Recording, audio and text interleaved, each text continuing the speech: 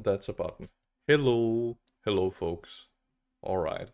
I say this every time, but I'm so not ready. Oh my goodness, why does it take so much uh to to press the start button? Yeah, anyway. Um I have crazy at now. Oh my god. Hello, Nico. Actually, first words, first comment, first person. And I guess you're here also, Adam. That is that is Discord. Oh goodness. So um so I made a few updates, some few changes to the model, as you may or may not be able to tell. But one of the things that I did change was dun dun dun. I now have a really bad outline. And I'm sort of forced to use this outline because the outline that I originally made in Blender does not export very well to VRM, which is the model format that Unity likes. So it's the one I have.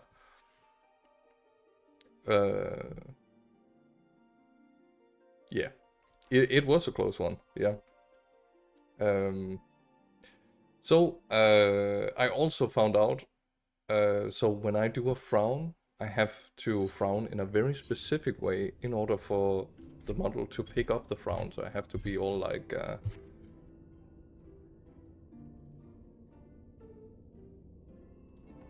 It sort of works. There we go. There it is.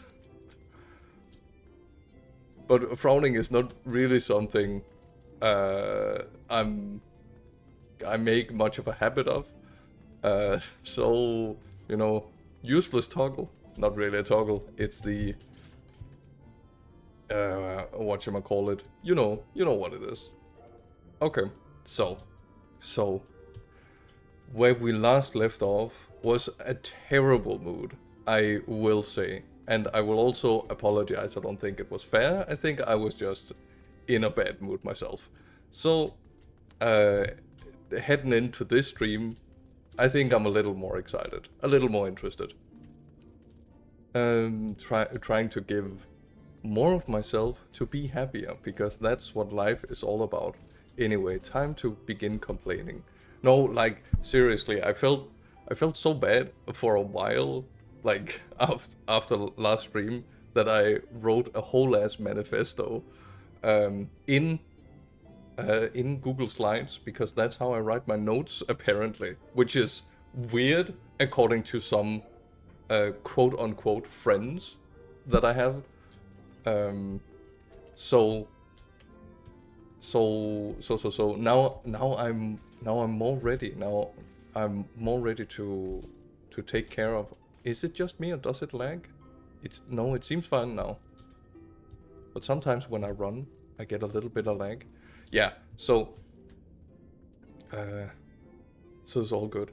Looks good, looks good. No, you looking good. And oh no,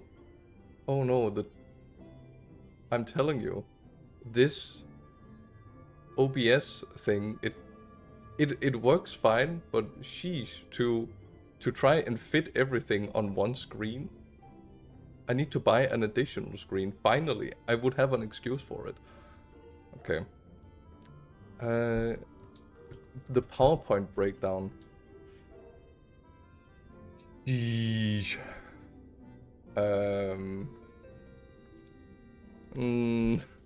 How about we'll wait, because it's already really crowded on my second monitor.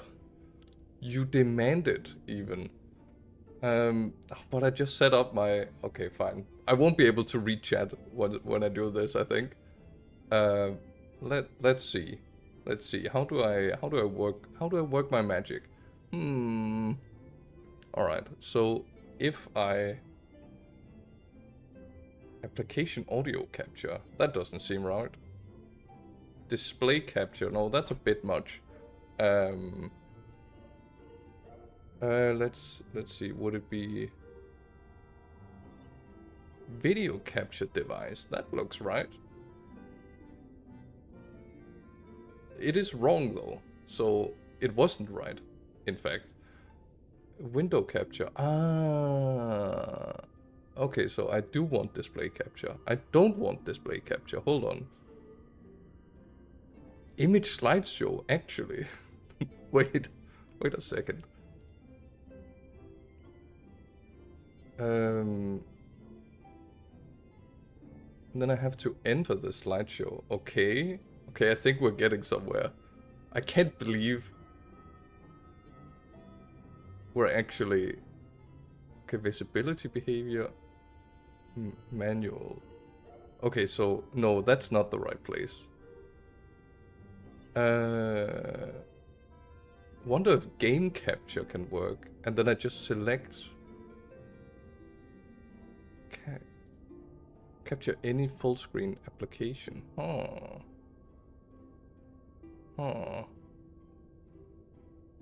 Okay, and how do I put anything on it? No, wait, I need to delete that.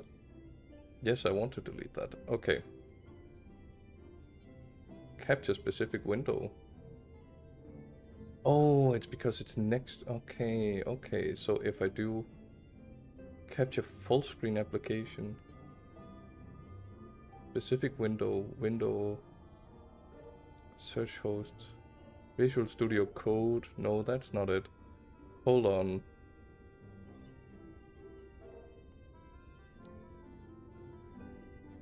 It's Game Assist. No, it can't find it. So, hold on. Oh, how I survive in armor. So you see, the neat thing about armor is that as long as I'm touching something that's cold, that means heat transfer takes care of everything. Aim assist in PowerPoint. Oh boy. You get the little laser dot, but I haven't found the aim assist itself. Also, I can't respond to chat. Didn't I just say this? Okay, so if I take display capture, capture method automatic, and then select display, and then we go into full screen, so it shouldn't be an issue. I don't know. I have no idea why I'm doing this. Okay. Apologies even. Okay, so this was my idea, right? This is the notes I took to myself. I was like, what is proper behavior? How do I act properly? What do I want to be on stream, right? And then I have a bunch of these, oh no, apologies. I need to see, this is the issue with presenting notes, right? Because now I don't understand what I've written. So I want to remain curious. I want to figure out what's going on. Let's put this one down here. Okay. So I want to, I want to explore, right? That's the main thing about this. So instead, see, this one is especially important. Because I feel like I failed last time. Not because I made critique of Final Fantasy, of which it deserves a lot, but because I felt it was empty. Like, I made a standpoint, I also wrote that somewhere around here. I wrote somewhere around here that, like, I made a stance on Final Fantasy, and then instead of actually exploring the stance, I was just like trying to figure out how to support the stance that I randomly chose. So I want to avoid doing that. I want to figure out why the game is doing the things that it is doing, and then figure out, like, how to, like, does it actually manage its goals within its rules? And I think that's a more fair point of criticism. So this is the thing. Oh my god, I even write quotes for myself. So this is what I want to do. And all the darkness of the world can't extinguish a candle, because I'm sappy like that. Like, reading my own notes is like in front of others. Goodness. Oh yeah, this is something that I want myself to be more of while on this. And I feel like most of this is apparent. Mayhaps. This is what I want from you guys. but no pressure or anything. But this is something that I want to build up towards. So I want you to also create a community where people are like happy to ask questions, and I want to.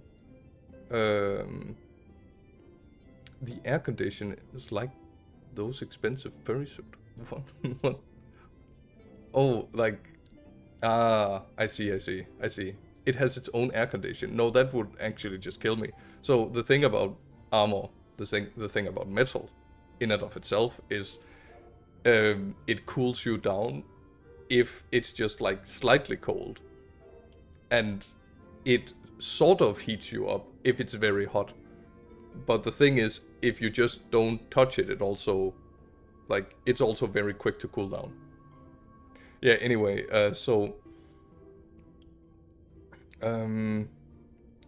ideally, okay, yeah. So I just want to create like a sort of community where people aren't afraid of asking questions, and I will try to make sure that it is welcome enough for people to also ask dumb questions, because this is a thing I realize about like when I went to school and university and all that. I really want. I was the kid to ask questions even if I didn't know the answer, because I knew, or especially if I knew someone else in class didn't know the answer but was too afraid to ask the question. I would ask the question for them, and very often, because I'm also uncertain of myself, I ask questions just to clarify, to make sure I actually understand it. And I've been told multiple times that people have appreciated it. So I'm not just being an asshole around this. A lot of people simply are afraid of asking questions, and I want a place where that isn't the case. Oh yeah, I wrote that here. And then, yeah. I would rather have questions that can't be answered than answers that can't be questions, by Richard Feynman. I don't remember who this guy is, but I like the quote. So this is why I brought it. Oh yeah. Yeah, also this. I realize I'm also very critical of myself, but sometimes I don't deserve it. Though I mean, I do deserve it. What can I say? Okay. I feel like I need to yap. Why do I want to stream? I think this is what I talked about. Once you build the argument, you feel obligated to defend it. And then I have something about Bloom's taxonomy, because I like Bloom's taxonomy. That's how I want to explore stuff. I also have this one. I talked to... Okay, so another thing. I mentioned last time I was sad that I didn't have a project, because suddenly I already... Famous physicist. He's known as the Great Explainer. Oh, neat. Yeah, maybe I should read up about it. But like I've had... I don't know. I felt lazy. I've had the Czechoslovak Legion on open on Wikipedia for like a month or 2 months, and I haven't been able to get myself to read it. However, in my defense, I have closed 800 or so tabs. I'm down to less than 100 tabs. I have like 3 YouTube videos left that I feel like I have to watch, and the rest is tutorials. So I feel like I've done great. So as for planning, I had an issue with... Oh, thank you. Also, no one can... Shoot. Okay, hold on. There we go. Now chat is also on screen. Impromptu stuff. No, not ready for it. So this part, right?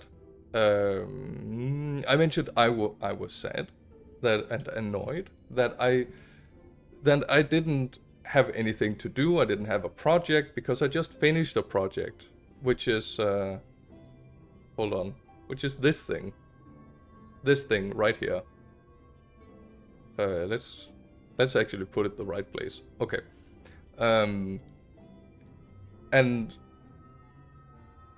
I know I'm doing impromptu stuff. I wasn't ready for the impromptu stuff, because I was peer pressured by 2 people, okay?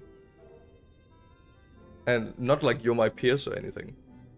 So, so I asked for some help among the friends, and I was like, "Hey guys, I have these ideas," and this is how they learned that I take notes in Google Slides. And these were like the things I was thinking about. Like, I have stuff I want to improve on the stream. I have some YouTube videos I want to make. This thing that won out is like a long-term passion project that never went anywhere because I'm like, oh, it's too big. But then I realize I don't have to make that much. But like all of the beginning setup stuff kind of sucks, and that's going to take like at least a month.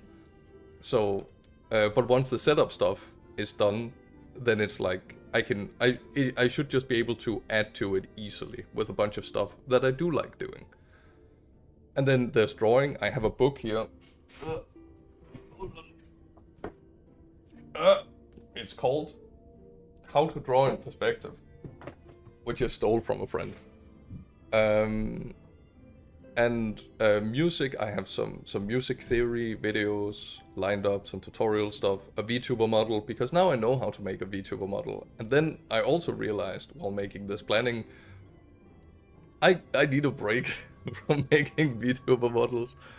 And then I have some game ideas, and what they specifically are for, like this is what I want to do for the stream until I feel like this is done. This is like what I want from the thing. One of these is like commands, because like if any of you know Doc has a lot of Twitch plays, so like people can do stuff in his stream. I want my viewers to be able to have an interactive experience. I don't want them to just idly sit by, write in chat and do whatever. I want them to like I know Redeems does this, throw VTuber Krelly has like throw peanuts, for example. And there's a lot of these VTuber characters, people that has things like this, but I want it to be more open or more free than through Redeems. And also, I haven't activated Redeems. I don't know if it's because I'm not eligible. And also, if I write the commands myself, I have more control over what happens. And then YouTube videos, I have a bunch of YouTube videos here. Seeing as I'm only playing Final Fantasy 14, some of this should be, you know, I have a lot of stuff to work with, and these are very small, like 30-second video stuff. And yeah, this is like a web app. It's whole. I can explain this one later. This is the drawing thing where I can draw some memes for the people that I raid with. Doesn't that sound cool? Okay, and then okay, these are all just amazing idea, like the best video. I'm the ideas guy actually. So these are like the best video games you'll never play actually, because I'll never make them. But I realized looking at these that I would set aside like probably a year for them to like polish them to the point that I want I want them to be, right?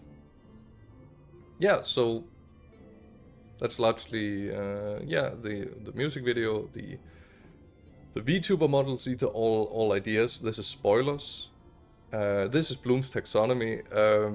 Yeah, this is like failure is good. Hey, see, that's the thing again. It's the same quotes because I wrote them when I was in the same mood. League of Legends map. And don't fear, okay? It's not dangerous. This is what I wanted to make. Damn, it's loud. But for my own world, essentially. And with a bit more interactivity. I know you're scared, but like, you have a country. You click the country. And then you have some stuff about the country. But what I want is also... Let's see...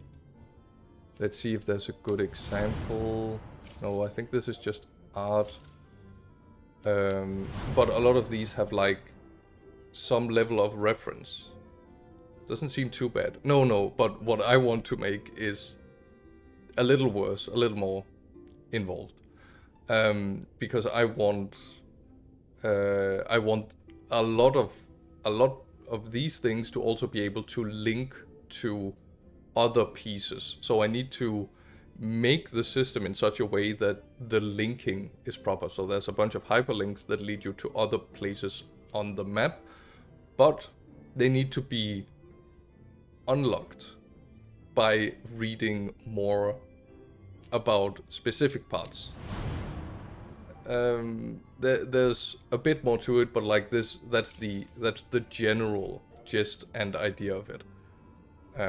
To basically have, it's essentially a Wikipedia page or a wiki system,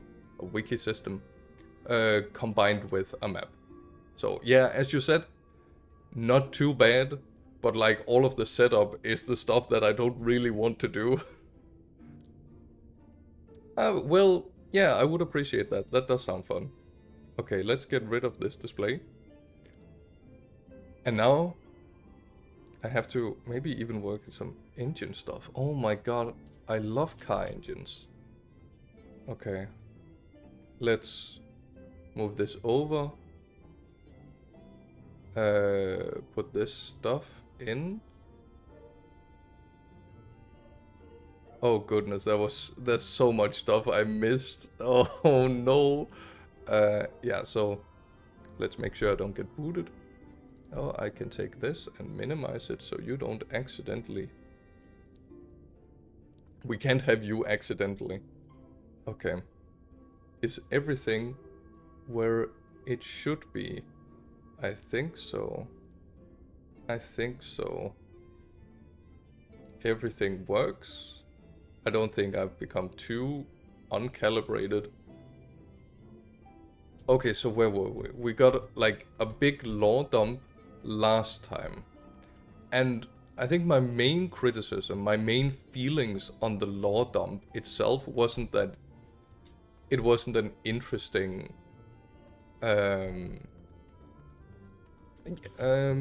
it wasn't, how do you say it? It was an interesting piece of extra stuff, right? My ahoge. Okay, sheesh. I don't know what that means. And it honestly scares me a little bit.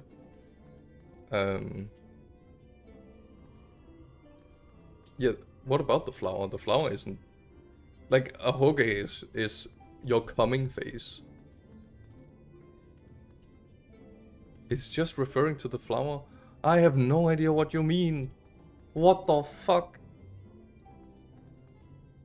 What are you talking? Oh well, no, I don't think there's much reason to get into it. Because you would never understand. Because, how does that go again? I could never get into it because you would never understand. Because I live in sadness. Anyway. So.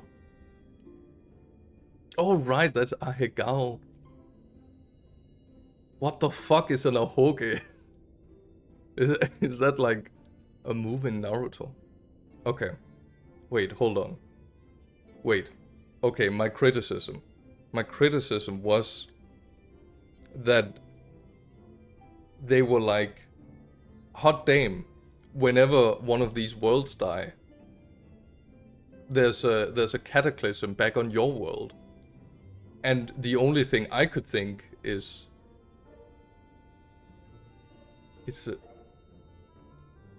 Yes, you did.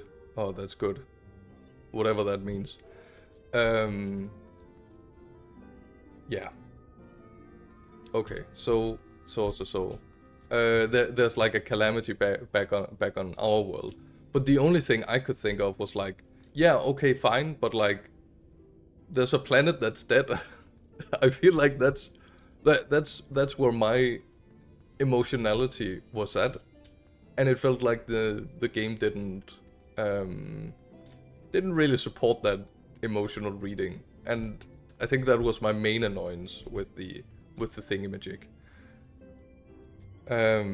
It's good to know that you fix your shit, Bounce Daddy, and I'm happy I could help, even though I gave you resources that you already possessed.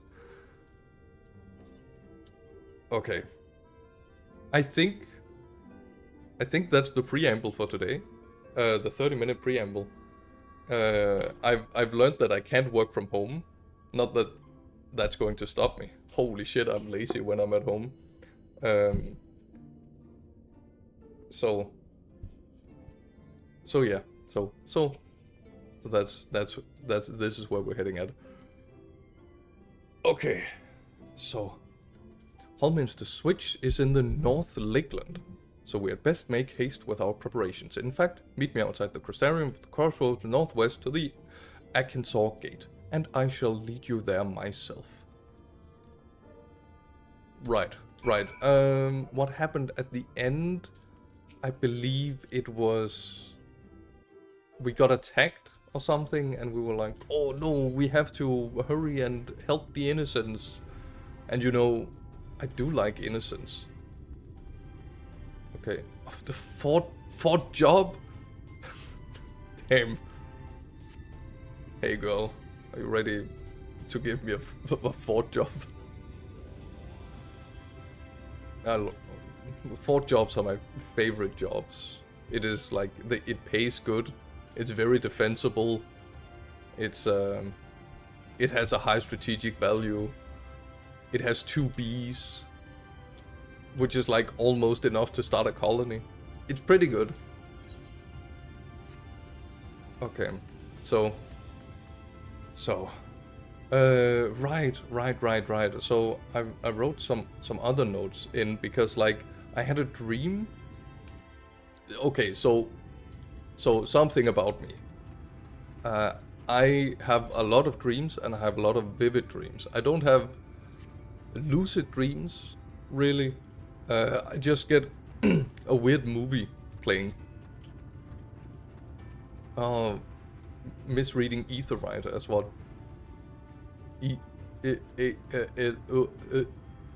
That? Anything, something like that? A might of magic. Yeah. So in this dream, like that I had, I experienced romance. It's more like Fort Knox, so it's like full of gold, but instead of gold, it's job applications. You know what? I'm just gonna go there immediately. I'm sure the game won't lead me to that place in like, you know, in like any feasible way, in any way that makes sense narratively. So therefore, I'm just going to go there immediately in order to pick up everything. And by everything, I mean the Aetherite crystal. At a distance, they kind of look like the green crystals in from Warcraft. That's what I'm thinking of. Anyway, so in this dream, I got romantic, guys. It was beautiful. So as any good romance starts, I was going to Legoland by myself. It's an important part of the dream, okay? It's important for the plot. And at Legoland, the reason I went there was like I was in the area, and also it was under renovation, so there was basically nothing open in Legoland, so I could go in for free. So if like I'm stingy also in my dreams. That's just how it is. And the neat part about going to Legoland is that it had 2 things going on at that day. It had 2 planned events. Stingy equals poor. Yeah, well, you know, only poor people stream, right? Like Asmongold and the Moist Critical, you know, poor people. And Iron Mouse and all poor people, all poor. So the thing, they had 2 events going on at this time, around the same time. It was a Yu-Gi-Oh event and a Magic the Gathering and Warhammer event. And if you know anything about me, you know exactly the one that I went to. That's right, the Yu-Gi-Oh one, because I don't know anything about Yu-Gi-Oh! And I was like, well, I might as well learn something about Yu-Gi-Oh! And meet some people that I haven't met before. Because I imagine, like, there are only 5 people in all of Denmark that play Warhammer and Magic and would be interested in going to such an event. Therefore, I just went there. So I went there and talked to a person. And he was nice enough, and I got like a pin for showing up, but nothing happened. There was just a few snacks, and then I left early after like 15 or 20 minutes because like no one was playing Yu-Gi-Oh! So I went to the other place, and like I remember nothing of the place, but I met a friend whom I don't know. Like, it's not a person from real life, it's just this was a vague friend person. So I talked to vague friend person. And vague friend person was actually also at Legoland with 2 additional friends. And we went to the planetarium. There's one such thing in Legoland, please believe me. And then I talked to this girl, and she was super nice. So we went to. I'm not answering the question because, like, I didn't notice the smell in the dream. It wasn't important for the plot, I guess. And yeah, so I went to the planetarium. I talked to this girl. It was super nice. We went to Miniland, and then we did like what I can only describe as the most awkward, kindergarten flirting, which is like, oh, I like talking to you. Oh, I also like talking to you. And then the best part of the dream is that she threw up, like on the ground. I was like, well, I don't know what to do in this situation. So I was like, well, here's some water and I'll hold your hair. And then I began crying. And then at that point, I woke up at around 6 a.m., which is 1 hour before I normally wake up. So I was like lying in bed thinking, wow, I can't believe I fucking biffed it in my own dream. It's not like the dream was like, oh shit, I have to wake him up, so we're just ending the plotline immediately. It was like, fuck you, the plotline ends, wake up. So that was my epic dream tonight. And then I woke up, you know, I mentioned like I've been feeling down a little bit. I've been a little sad lately because I didn't know what to do with myself after I finished the last one. But yesterday night I was like full of energy, full of vigor. I was ready for my next project that I now planned. It was so good. And then I woke up and I was like, man, this fucking sucks, bro.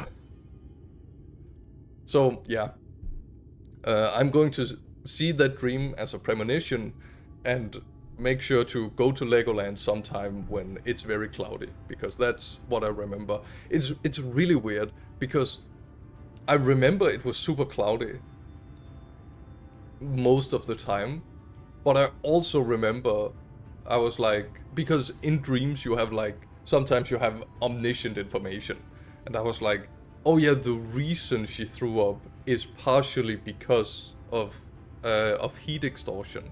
So that's why I need to get her some water. That was why I got her the water. Yeah, and also she was just, she didn't know how to handle being awkward around other people. Thumbs up.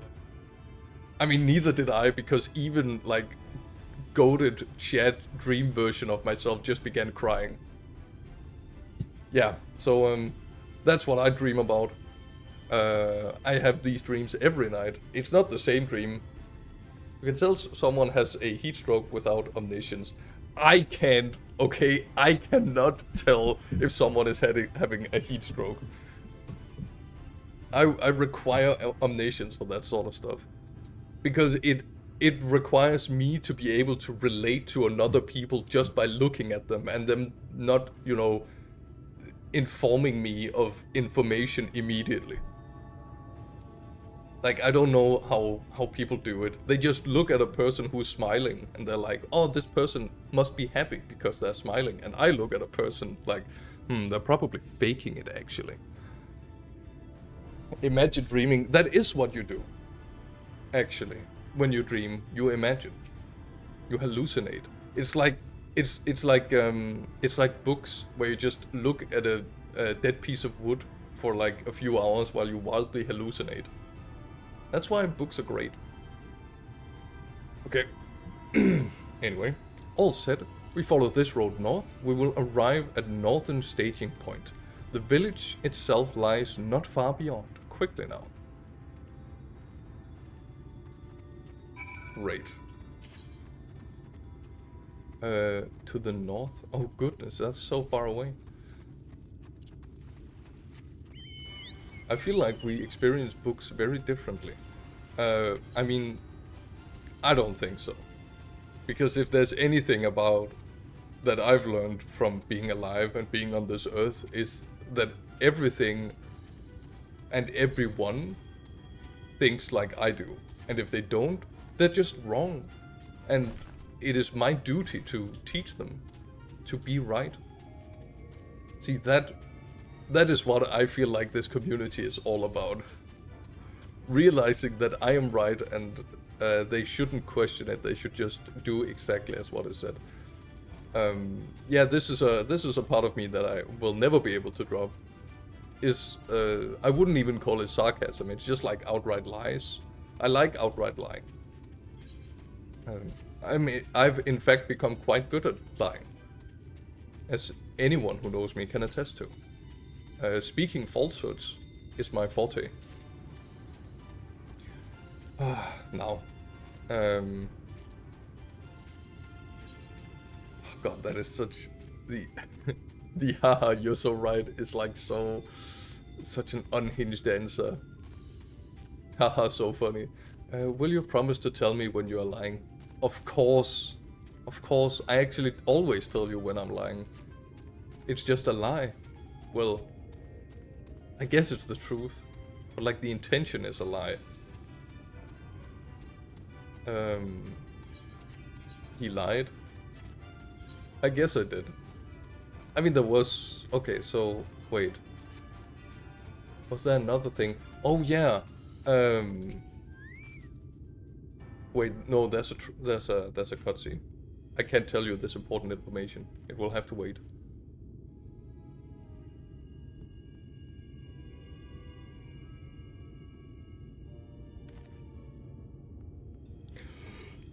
Hallminster Switch is past these gates and through the woods. 'Tis not exactly a near neighbor of the Crystarium, but as we occupy the same region, we have built up something of a cooperative relationship. What can we expect inside, Captain? The town is beset by a swarm unlike any we've seen in recent years. We did our best to evacuate villagers, but as many as half remain. Judging by the number of eaters... The number of eaters? They haven't called them eaters yet, have they? Oh, sin eaters. Eaters, okay.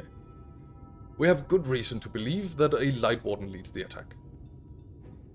How convenient. It seems we'll have a chance to slay a warden sooner than we expected. One does not simply slay a warden. Has no one told you that what happens if you defeat one of those fiends? They hold more light inside them than all of their underlings put together. It can be struck down, aye, but its essence won't dissipate like the weaker kind. Vile ether will billow outwards and envelop the nearest living being, a reckless young swordswoman, perhaps, and turn her into a brand new warden. Well, you can leave that particular quandary to us. I must ask that the guard stand down and allow us to engage this leader of eaters alone. Concentrate on the survivors. We must save every life we can. But what if... Dramatic pause. Finish the animations. Understood, my lord.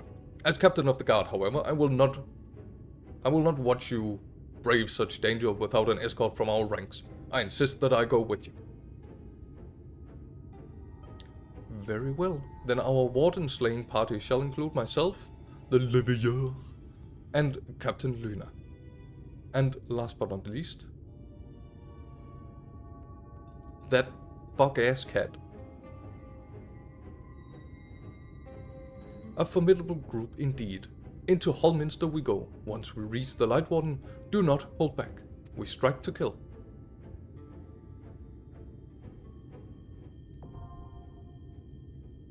Oh wait, that's a duty. Alright. Alright folks, you have a duty.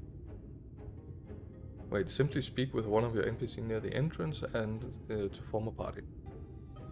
Alternatively, you can also select duty support under duty in the main menu. Right, because I don't know how a duty works. I've only played 2 expansions in the main game. Okay, let's see. I've completely forgotten how to... It's like... I'm social. No. Party members. Friend list.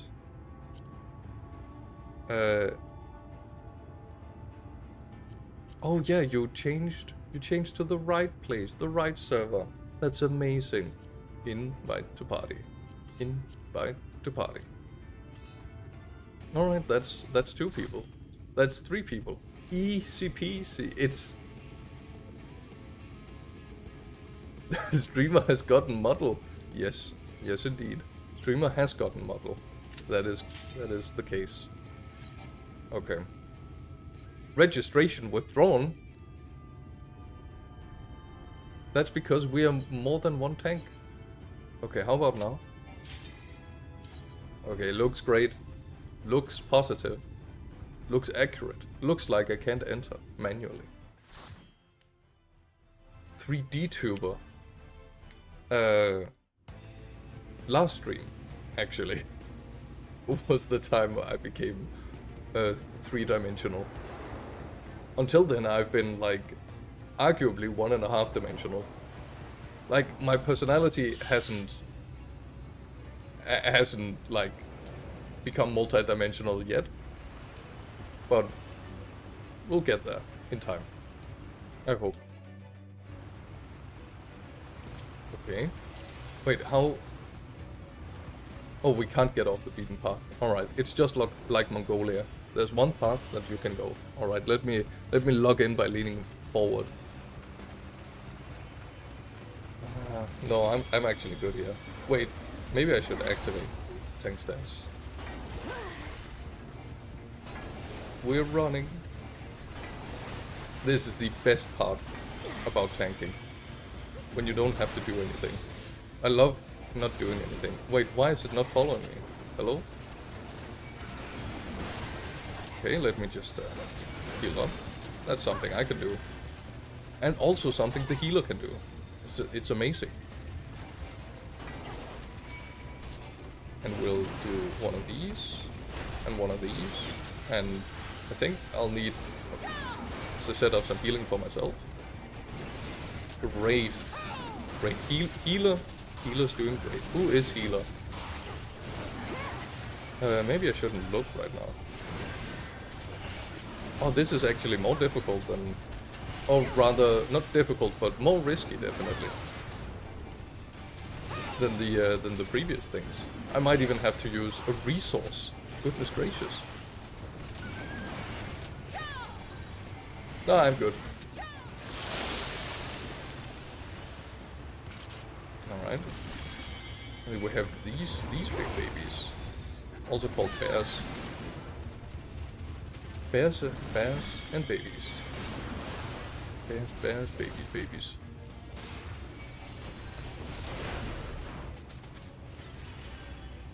Thank you for the healing. We do appreciate that. Okay, that's a lot of enemies. Hold on. Oh boy.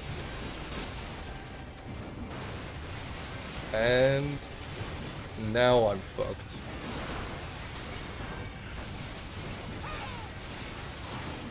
Unless... No, I still have my panic button. I'm popping my panic button. It wasn't even necessary to pop my panic button. Okay, it was necessary to pop my panic button.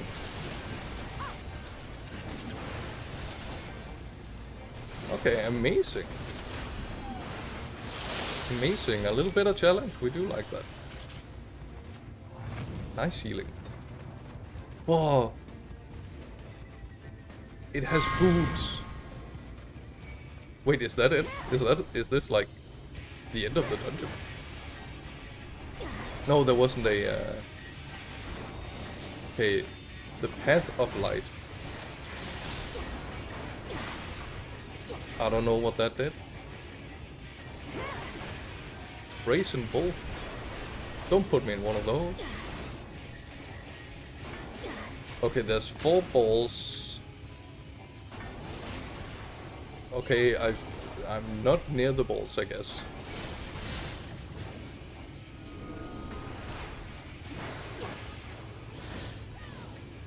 Okay. Okay.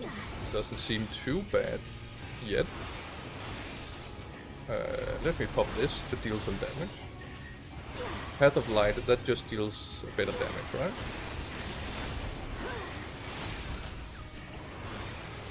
Oh, I probably need to do some mitigation for that. Okay. Absolutely enormous.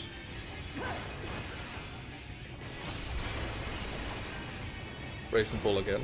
Okay, so it looks like the middle is safe. The middle is not safe. Ah, it's like they have Bomberman mechanics. Okay, I see. I like Bomberman. Or at least I did. You know, I had a computer back in the day. We had like a summer house because my parents were crazy rich.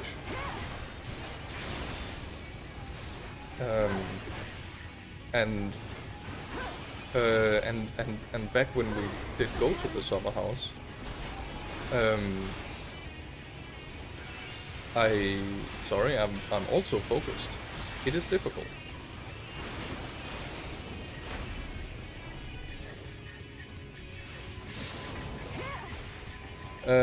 It had like a bunch of games on it, like demo stuff, and Doom, which was great and amazing. Ouch. And I loved, and I just have had a lot of good and fond memories of playing on it. So of course when they had to get rid of the computer, my parents, my stepdad just, you know, because he's an old man that doesn't understand technology, he just, god damn it, he just, actually read. He just like took out the hard disk and then he destroyed it, like with a hammer. He like physically broke it.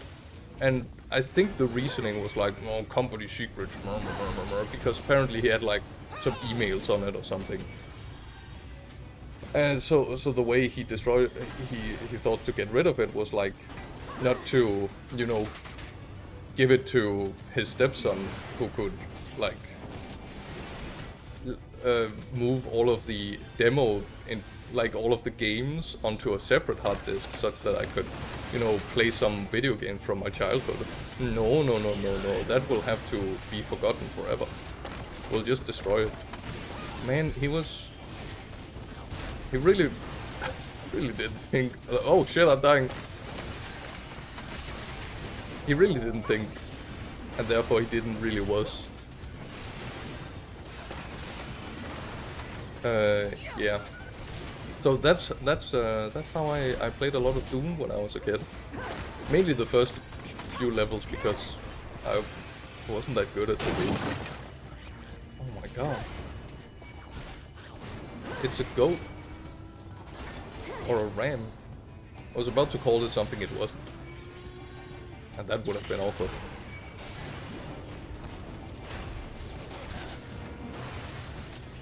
Okay.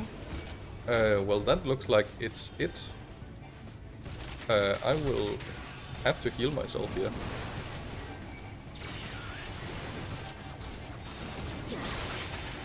Okay. Ran out of heal.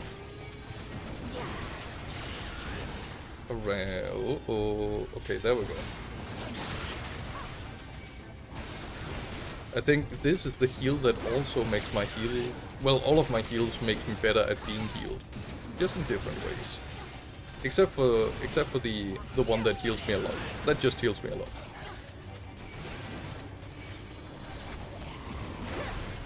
Okay, amazing, amazing. Well done, people. Well done, folks. I think. Or maybe not well done, because this is actually difficult. Wait, but didn't we just kill, like, a big one? This is just a regular and... Oh, wait, it's... it's her. It's Tesleen. Oh, that's nice. Well played, game. Well played. I see what you're doing. It's an immediate callback, but it is effective.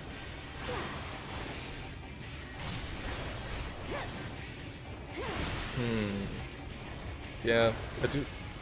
Beaver flagellation. Okay, so it's going to jump between us, I imagine. Yeah, and then it jumps here, and then there, and then there.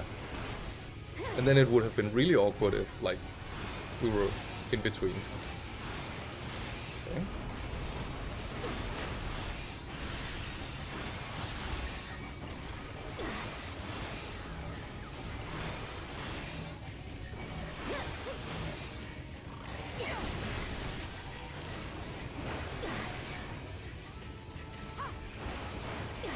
Oh, I'll just get inside the horseshoe here. It should be safe in the horseshoe.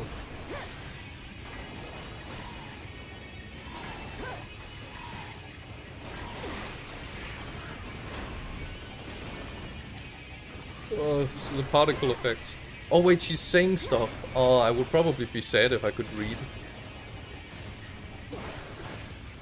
Sorry, if I could read it. If it was what I could read.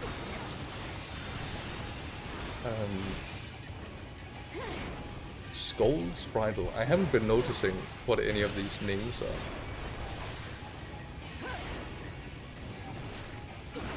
Didn't look like it did anything.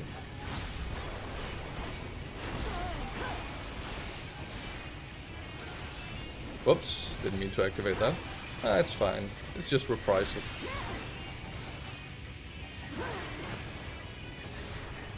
Okay. The name is a little bit of a misnomer, I would say. Because I haven't quite forgiven her yet.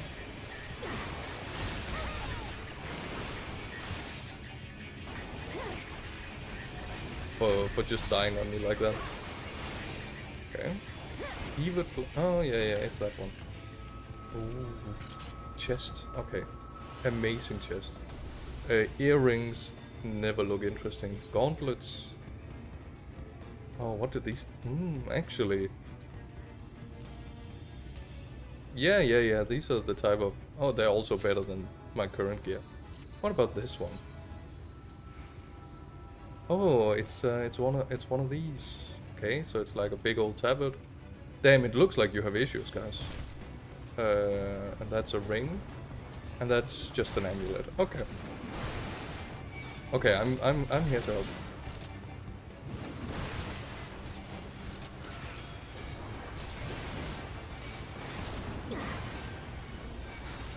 Okay. Easy peasy. It is no issue, in fact. So easy, barely an inconvenience. Which reminds me. I'm leaving. There are more enemies up ahead. Oh, this looks like a big old arena. Let's hope there's no boss here. No, nope. No boss, no enemies. Wait, is this the way we came from? No, it isn't.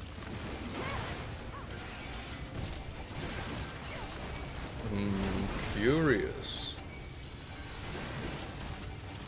I would imagine that those guys would wake up. But maybe that's too obvious. Oh, they're still alive. I see them alive. They should dissipate. Ah, there we go.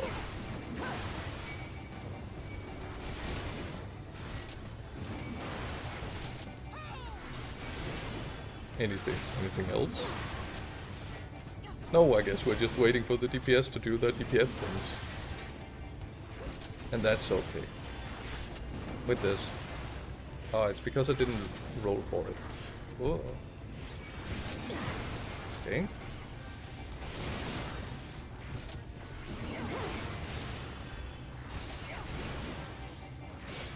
Don't worry, I'll read chat when I'm done. Just gotta finish this guy up.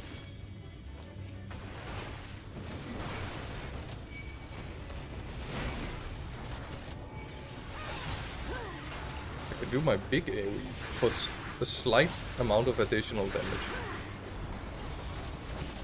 It's not a lot, but at least I'm here.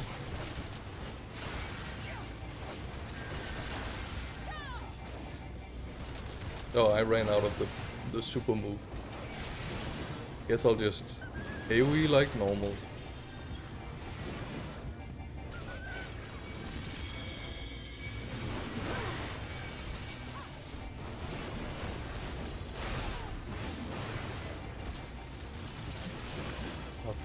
Forgiven cowardice.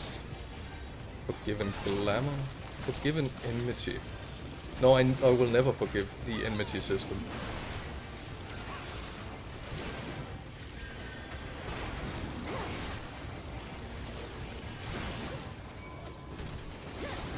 It really does mess me up a lot. Ooh, a lot of damage from the DPS. Said as though there's only one DPS. A necklace of fending. Pass. Oh, a Lakeland lance?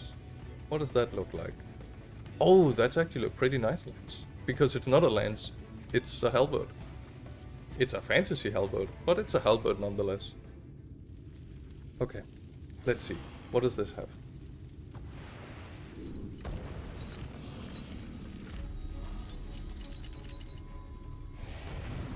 Huh. And here I was assuming that the first boss that we fought was the Light Warden. I guess this is the Light Warden then. Belia. Belia. Wait a second. I feel like I recognize this name. Interesting, interesting. Well, I hope I'm right. Mapping the realm. Jeez. Let me punch. Throwing hands. Well, she also throws hands. So it's only fair. Technical. Oh, I read technical flesh. Which it isn't. Oh, I should just have activated this to begin with. Ooh, ouchie. Oof, ouchie. Oh, I don't know what that means.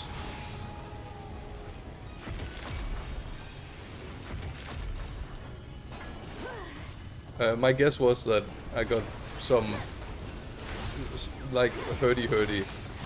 Not like a hurdy-gurdy, but like a hurdy-hurdy from out of me. Aether's soft. Oh, and then we go hit it. Easy. Barely an inconvenience. With a double backflip and break the bad guy's neck. Oh, I haven't kept my... Oh, left knockout. That looks like it's gonna hurt. Whoa!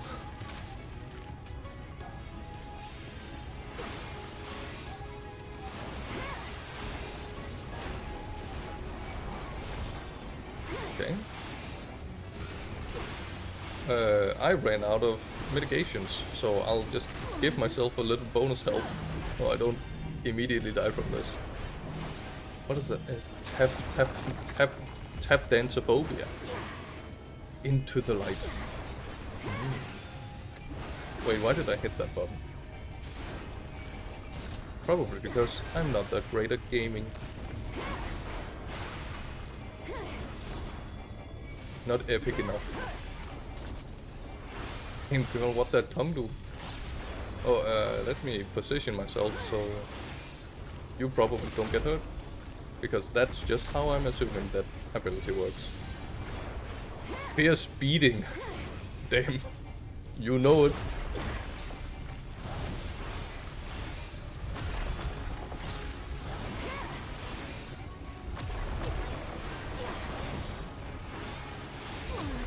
Ooh, ooh.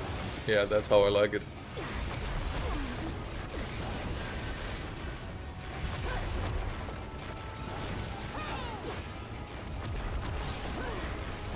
Thank you to the healer for making sure I don't die.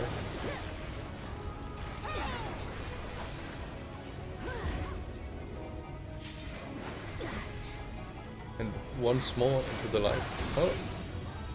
Ow. Okay. Message received. I'm gonna die. Wait, hold on. I'm gonna live.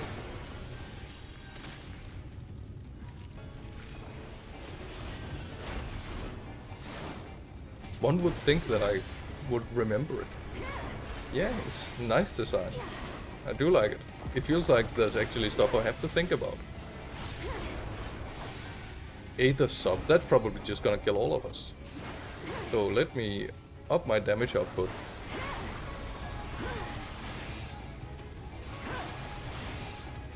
Plonk, plonk, plonk.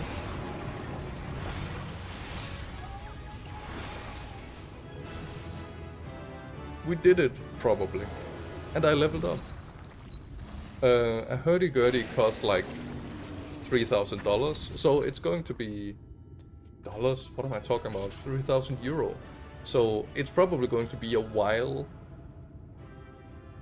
until I get a hurdy-gurdy. Oh man. You ever like... I'm not gonna lie, guys. When I just come home from work after biking through the sun and I'm real sweaty, this approximates how I sit on the floor. Very me, very relatable. Okay, let's see. What does this loot? The composite bow. What does this bow even look like? Oh, it's really hard to get a proper shape for it. But it has that weird, like lopsided Final Fantasy bow design, which I think is based off of Japanese bows. That they're like really lopsided, but I think Japanese bows are like taller than... Okay, yeah, well, I'm passing. And the Ring of Healing, I'm also passing. Okay. Hold on, I have to like find a picture of it now.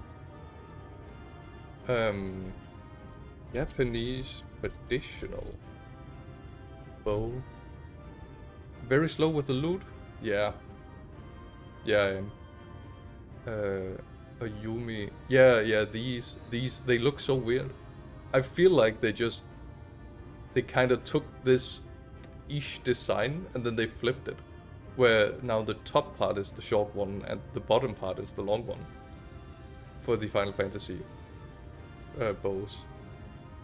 Yeah, it was a pretty good dungeon. I do agree. Can I stand on it? I cannot stand on it. Okay. Very nice. We have 69 minutes until we get kicked out of it. So that's the perfect time to like get some water. And read what I missed in chat. When became 3D? Right, I did answer that. Last stream you were on a boat. Well, I hope that was an interesting experience. Did you row it or was it automated? You should receive an achievement when your personality cracks 1 dimension. I think I'm good. I don't think I need like... You were this many years old when you finally got a personality. I don't think I need that hanging on my wall. Sad, I don't. Hurdy-gurdy stream, yeah, I did notice that one. How did you not die with 6 stacks on you? I don't know. Did I have stacks? I didn't notice any stacks. You are very slow with the loot. I sure am. This is a very good dungeon. I do agree. Visual cues and all. Yeah, like design-wise, it has a lot of visual cues. I'm not used to like when she began like stomping on the ground with, well, it's not really stomping. It's more like slapping with these fists. 6 stacks of vulnerability. I don't believe you. I like, because I'm fine. I'm alive. When she began stomping and spinning around in a circle, like I wasn't at all used to it, so I couldn't properly read like what she was doing. Very neat. And these chains, they have some They have some physics and some kinematics on them they probably shouldn't have. Yeah, well, I think it's a good thing that we don't have a breakdown of of the amount of healing done in the dungeon, because I feel like that or tanks are just too tanky. I mean, maybe. I think it's just because I did a lot of healing. And I'm the best tank in the entire world. No, like... I can't say I haven't played this dungeon more than once. I do feel this dungeon did deal more damage than a lot of the previous dungeons that I've been in. Which is nice. It's good. It actually forces me to properly think and not just yap and do nothing for a whole dungeon.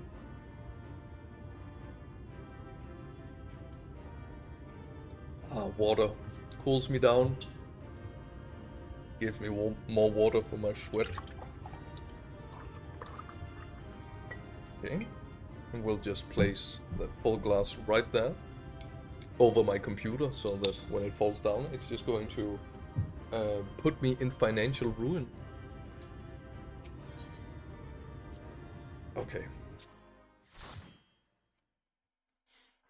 Well, it's gonna be a while until the next dungeon, I imagine. Probably not for today. Yeah, we get it. It's Minfilia. This is exciting because now... Oh, now Minfilia... It's gonna go direct... She's gonna... In my body! We cannot let it touch us. Quickly, my lord, we must withdraw. That will not be necessary, Captain. Though I appreciate your concern. The eternal light of these creatures has confounded us for nigh on 100 years. For each we have put down, another has risen up in its place, born of the self-same ether relinquished by its predecessor. Okay, guys. This reminds me of another game. Say it with me. Oh goodness, Siggity is old. But, guys, Dragon Age Origins is like one of my favorite games. One of the first, if not the first, like actual epic RPG I played. I have like many hours on it. Tank did a lot of healing there. I have now Praise Streamer. Can I then have mod status? Ah. No. No, you can't. You couldn't sacrifice your boat just to be on last stream. Therefore, you could never be. You could never have mod privileges. Oh, yeah. The thing I was... Okay, Bounce Daddy 69. I have a show I think you should watch after this cutscene. But now we have a way to contain that corruption.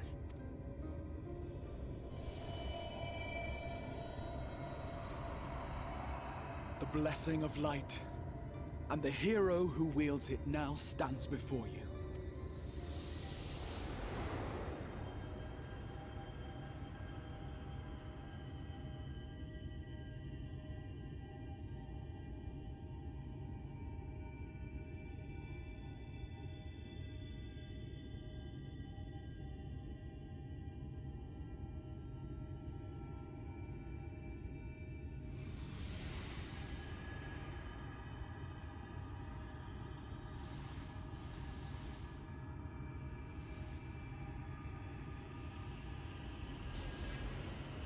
So, I'm just, you know, looking intently at the cutscene. Trying not to talk over it too much. So I can absorb it.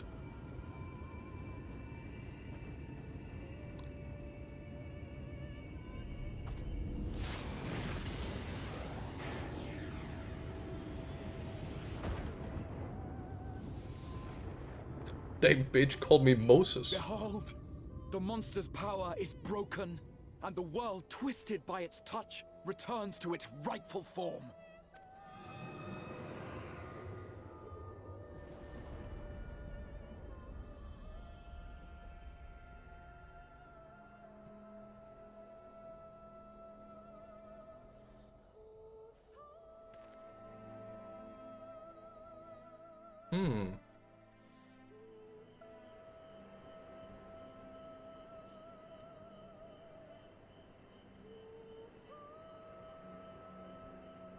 Okay. How far does this night spread? How many of them were there? There were 5?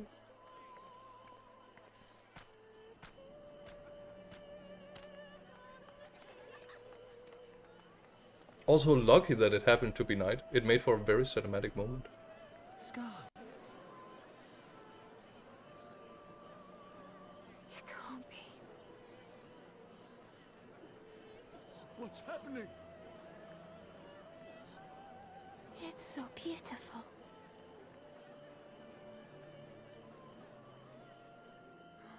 The sunless sea. Another video game I have to play. The warrior of darkness has come.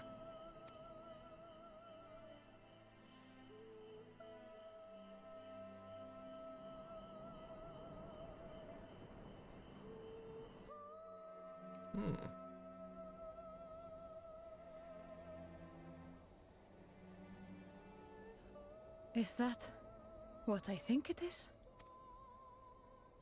The night sky. As it should be. Who are you people? You killed a warden, then bathed in its ether as if it were a spring shower, and now the sky? The legends are true.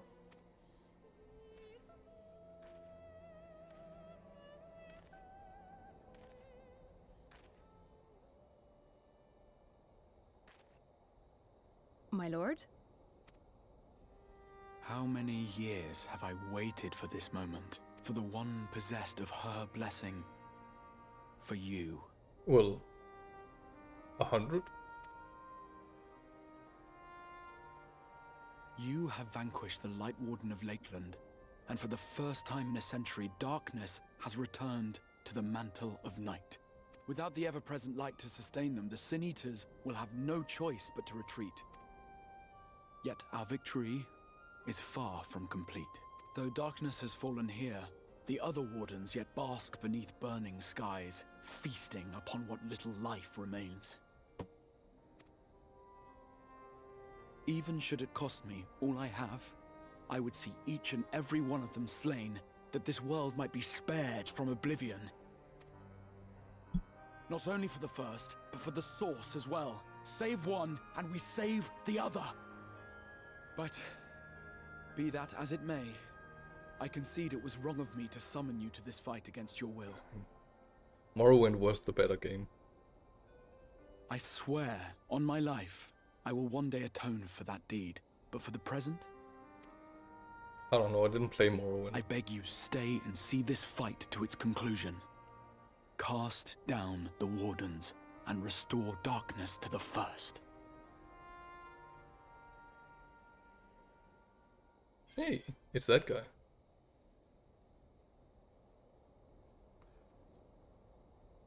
I am a warrior.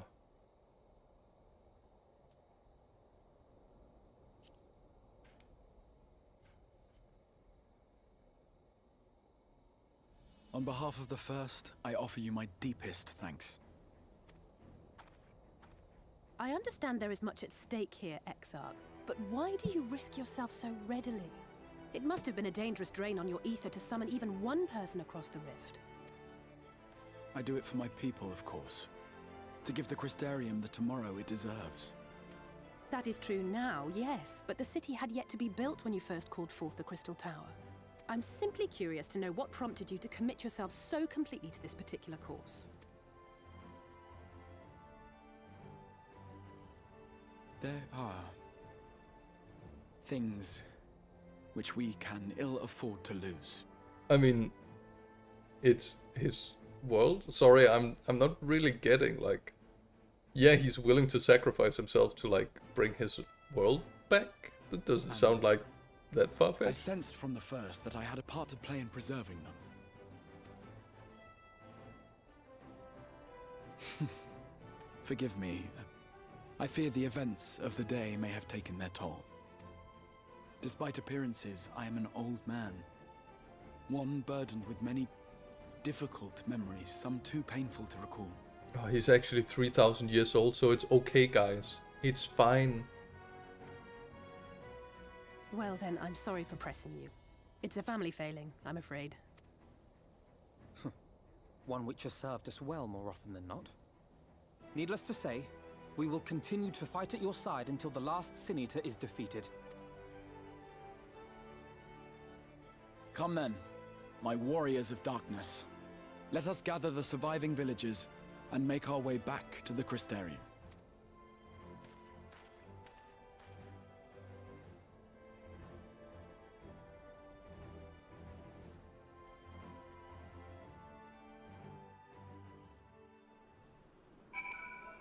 Nice. Okay, welcome in, my amigo. Okay. Red ending in Morrowind was pretty crazy. Well, we did listen. You can't fool me. We just talked about Dragon Age. I know how this goes. I know how to play their games. Them BioWare games. How quickly you have justified my faith in you. So many lives saved, and the sky itself heralds your success. A single victory is the largest struggle perhaps, but a momentous one nonetheless.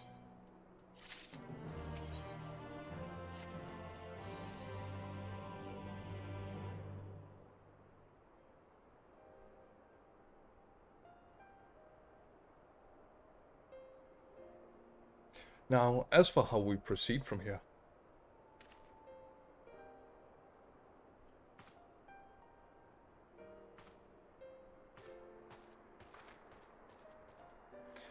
The villages we evacuated earlier have arrived safely in the Crystarium. They seem to be accepting the situation for the moment. Most folk are far too distracted by the sky to worry about wounds or lost homes. They whisper and wonder if the Warrior of Darkness has come. 'Tis to be expected. Ivory, I must ask a favor of you. Would you be so kind as to conceal your involvement in this endeavor for the time being? Oh, bro, no worries. I'm so good at keeping secrets. Like, nobody knows that I was the one that killed Bahamut. Seeing the light recede from Lakeland is a momentous occasion, and many will be swept up in a maelstrom of excitement and confusion. Should you come forth as the legendary Warrior of Darkness, I fear that, no matter how good your intentions, such an appearance would throw the city into disarray. I find myself in agreement with the Exarch, although my concerns are more focused on Yulmore. It may be best if you maintain a low profile until we see Vorthri response to all this.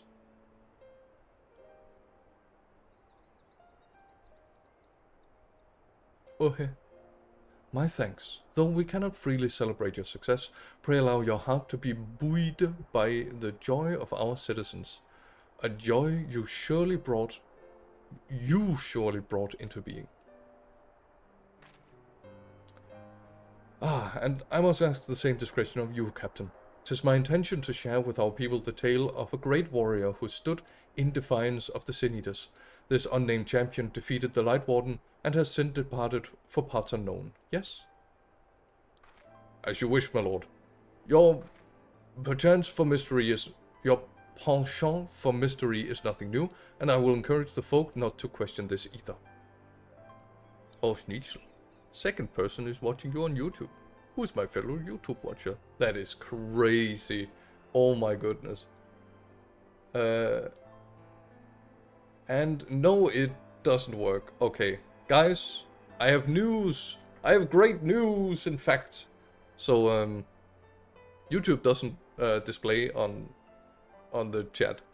I'm sorry about that to any and all YouTube watchers.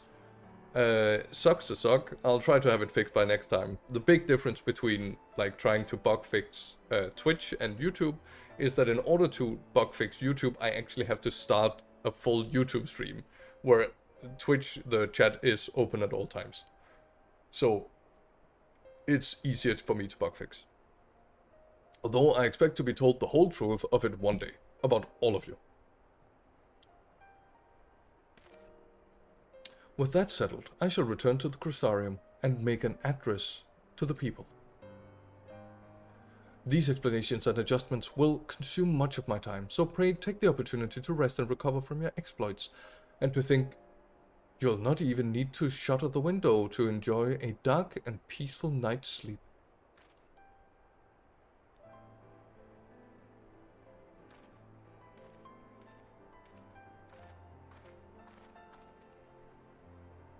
I must stay behind and coordinate the evacuation of the remaining survivors. And I hesitate to ask after all you've done here today, but could I ask you to pass on a message on your way to the pendants? Please let Bragi know that we're bringing in a number of injured, and that any of the restoratives and the markets need to be reserved for the infirmary. Sure thing, boss.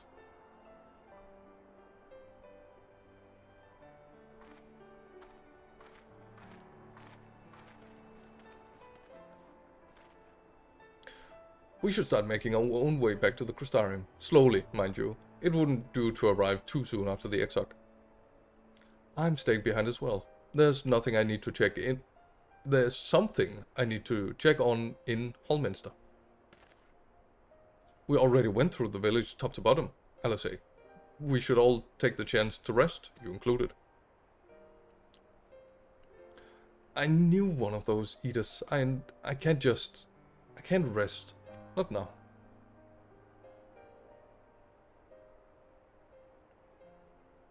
So, please, I wish to be left alone for a while, and that means you as well, Avery. I shall be cross if you try to follow me. I promise to find you later, when I feel myself again. And off she runs. Just you and me then, shall we?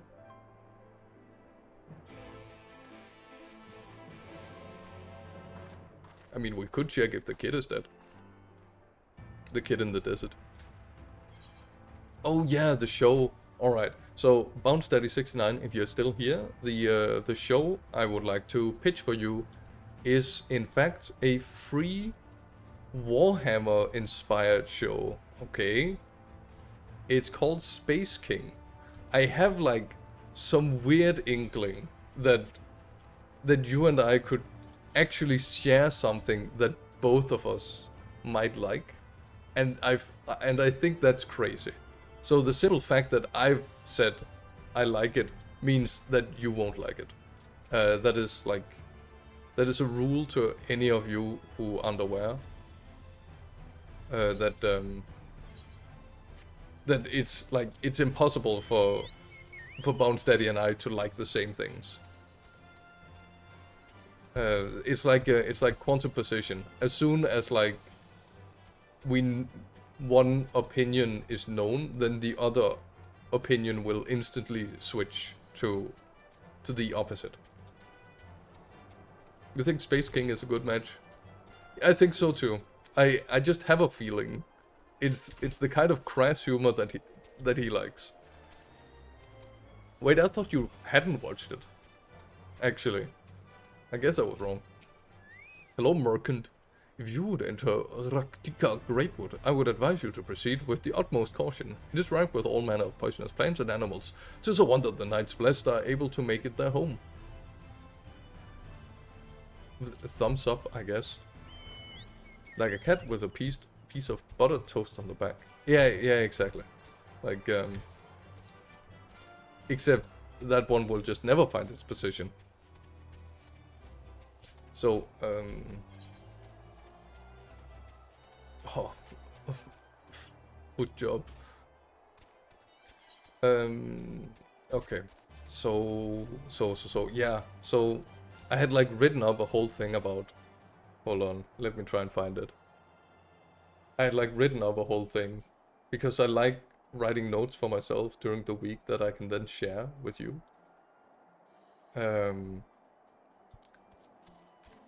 Goodness gracious. Okay, that's a lot of text. I shouldn't have written this much text for myself.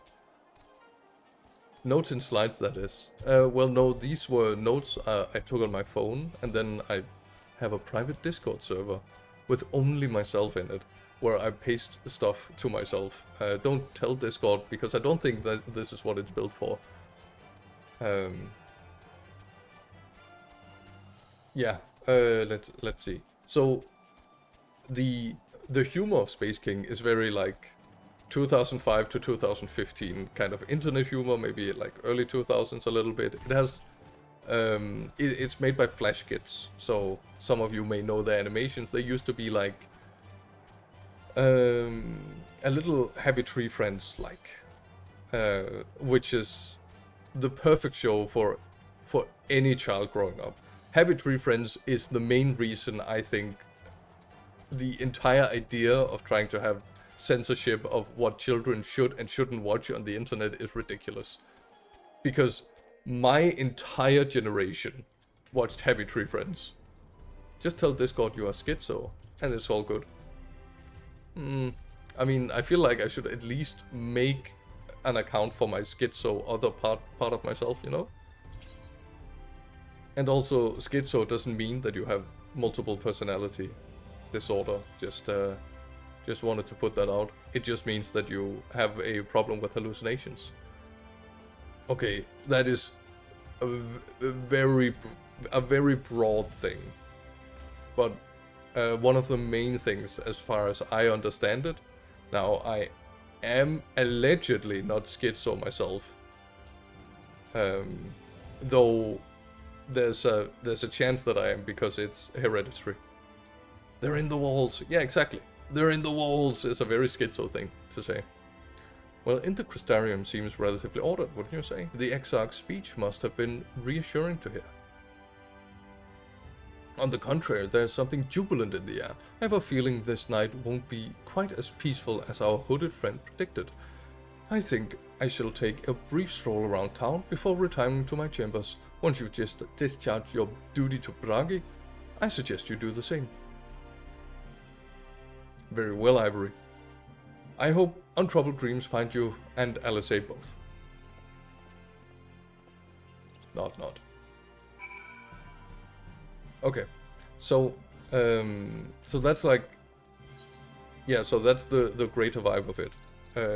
No reason to, like, just allow children to do taboo things, and it's fine. They're gonna figure it out. They're gonna be fine in the end. Be right back. Uh-oh, what do I do when the next bot arrives then?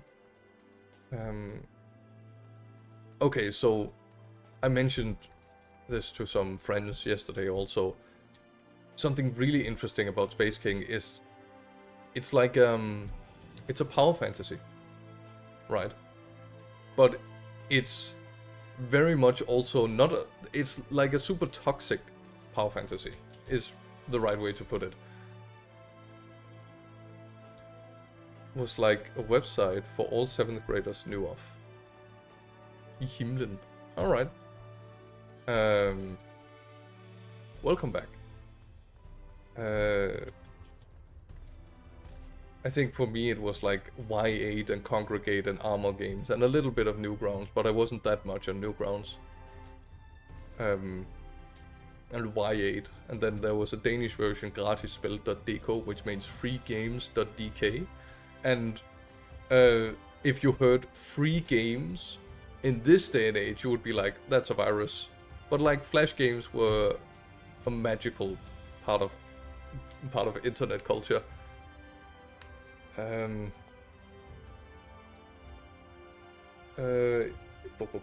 Yeah, and like a point of it. Oh, it's so weird how like the sun actually shifts now. Oh, I guess this is why they wouldn't use mirrors, but actually have actual lamps actually. Because that means these lamps are relevant when it becomes dark. Which, you know, world building wise doesn't make that much sense, but it's good, like alternate light sources and such. Yeah, so there was like a French filmmaker that once said that there is no such thing as an anti-war movie. Because in order to make an anti-war movie, you would have to depict war. And war is, or rather anything put to movie, is in some extent glorified. But it's an especially big issue with war, right? And I promise this ties back into Space King. Because a bird. Because a war movie need to depict war, and in order to depict war, it will to some extent also glorify war. So like I don't fully agree with him, because I think a movie like All Quiet on the Western Front, like the second iteration, is really good. I find absolutely no joy or no honor in it, apart from the to struggle and to suffer is also a show of character or something. But I find it to be very much an anti-war movie. But this is the idea behind this quote, and this filmmaker, who is probably wiser than I am or something.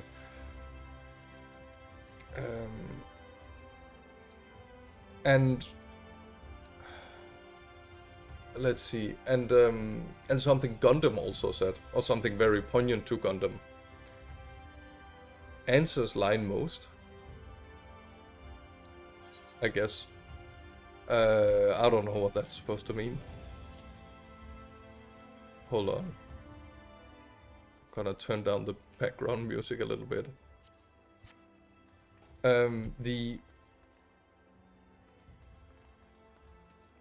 What was I saying? Yeah, so the Gundam thing is, if war bad, then why giant robot cool, right? So the point is, like, war is cool, guns are cool, it is cool to shoot guns. There's a lot of like, and this is gonna sound weird to some people, but you must also understand that, like, for millennia, humans have found honor and glory in war to some extent, whether it is to defend what is right, or to show you are powerful, or to protect your loved ones. There is some form of like there's some positive to be gleaned from war, right? So in that same way, and this is how it ties back to Space King, if I can remember it.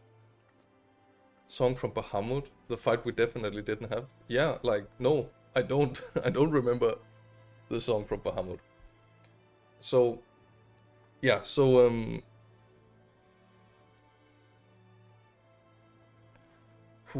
okay, what was I about to say about the, I keep forgetting, I keep getting distracted. Yes,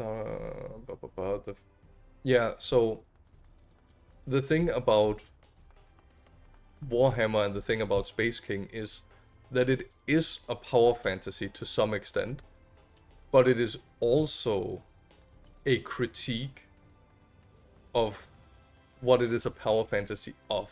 So Warhammer very much is a critique of like a large totalitarian state control. That it started as like a critique of the government overreach back in the UK 80s, I believe, with Thatcher and whatnot. Probably. I mean, I don't actually know anything about British politics, but I imagine it's Thatcher, because everything bad from Great Britain is apparently Thatcher. And so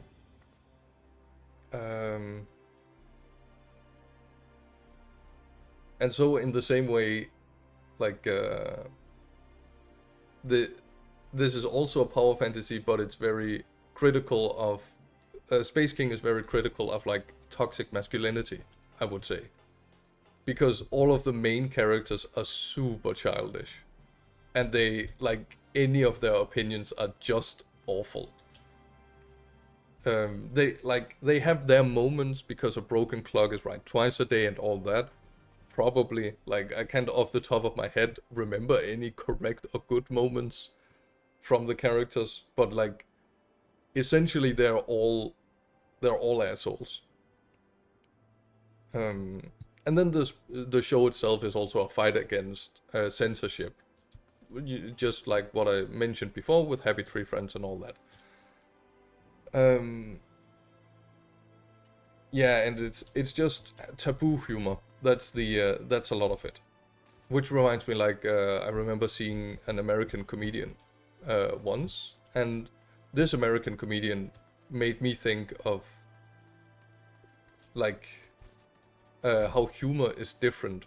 Because he did taboo humor, and the way he did taboo humor was he just talked about really gross stuff, like bodily fluids, and like the double trifecta of piss, shit, and cum, and uh, tits, ass, and dick, balls, something, and that's like that was his comedy routine, and it absolutely floored the audience, and I didn't get it, and I think it's for this reason. Like in the US, these topics are more taboo than they are in where I'm from. Like sex is not really a taboo thing to us. So therefore talking about all of those things, it is more funny. And therefore Space King is funny because it also just deals with a lot of taboo stuff. Yeah. Let's see. Did I write any other part of my notes for myself? Oh yeah. And when I say censoring, it's not like I'm saying it's censored by law.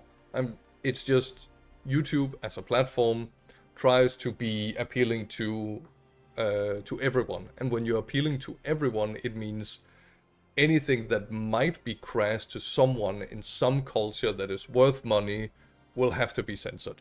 That's just marketing. And YouTube is the only like large platform that can be easily monetized like this. So there you go. And what I essentially wanted to say is it's Space King corollarily says something about culture, like, and society, and where we live and what we live in and that sort of stuff. But at the danger of saying something like, oh yeah, Rick and Morty is the smartest show ever and you just don't get it, and I'm so smart because I get it, and that's my favorite show, blah blah blah. I'm just gonna say, Space King is not like the best show I've ever watched, but I think it's interesting, and I think it has, like, it indirectly makes some really interesting points. And also, I don't know, it's kind of fun. It's like, it is just kind of what Warhammer is to people who don't know what Warhammer is, I think is the best way to say it. Oh yeah, another part of this, like, there was a guy, there was a tournament back in the day where a guy showed up, Warhammer tournament, by the by. It was not pre-YouTube, but it was early YouTube times.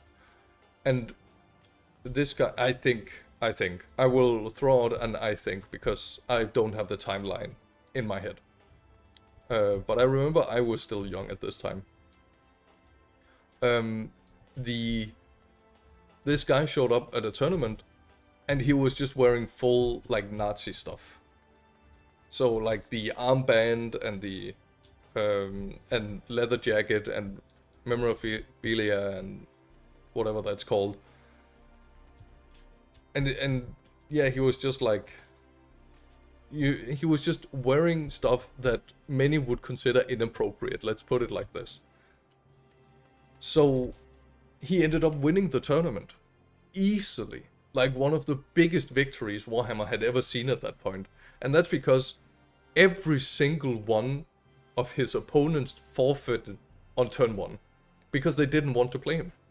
They didn't want to interact with him as a human being. And that's like that's social censorship, which is something else.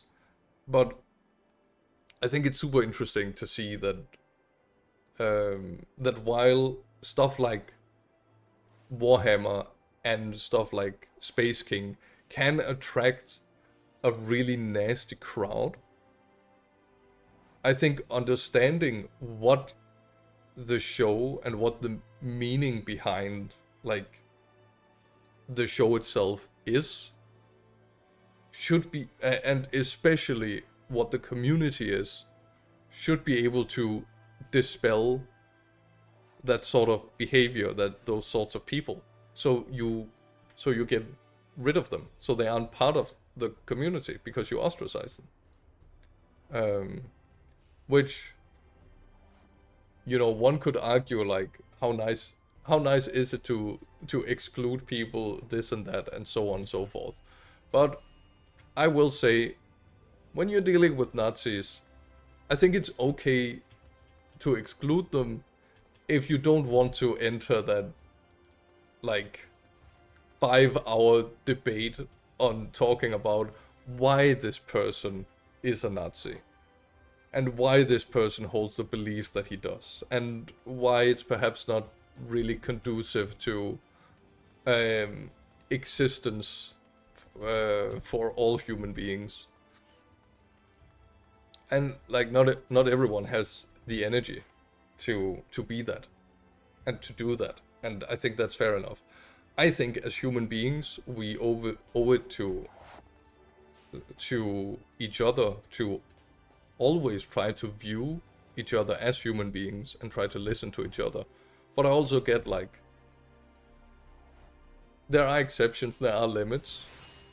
The reason I hold this belief, this view, is because I remember back in the day we saw a documentary at public school about a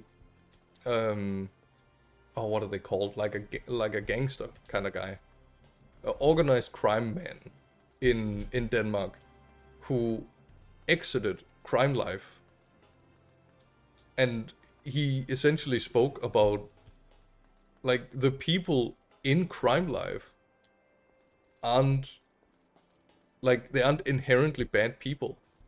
They try to cover for each other. They have like some amount of decency for the in-group. Like they try to help. They try to help each other. But the problem is they haven't created a community that is conducive to working with other communities. So what I'm trying to say is, a lot of people in those communities aren't evil. They just they just really need some help, and it's fair enough if you don't think that that's your job. That's okay. Like people have their roles to play, but I think it's okay to allow some people to try and talk to them, and allow them to be human. Of course, not allow them to do the things that they want to do, because that is unacceptable behavior. But like to actually converse with them and, you know, to talk to them like humans is like that's worth the time of everyone. It's like what it's supposed to mean to have a community and to be human. Anyway, what did you write? The problem with the internet is that it allows ostracized people to gather and maintain their in-beliefs instead of challenging their beliefs and the norms of society. I get what you're saying. This argument has been made a lot. That I think a comedian said it with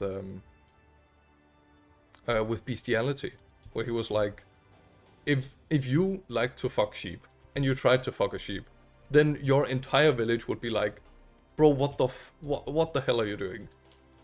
Get that shit out of here. But today, in this day and age, this guy can be like, I want to fuck sheep, and then he goes on Reddit and find bestiality, r/bestiality. I don't know if that exists, I just assume that it does, and now he has a community of people.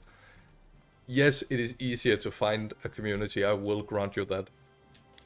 But people have been able to find their communities either way.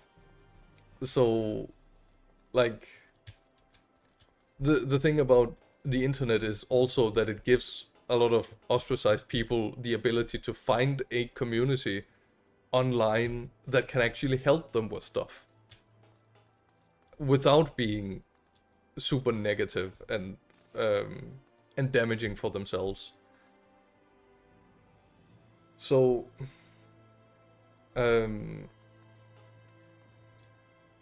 but yes, like more hyper specialized groups have appeared, and not as many like. But then again, I don't know if I can fully agree, because like back in the day, if you went to a village, like everyone in that village had the same worldview, because everyone was forced to have that same worldview. So it was just like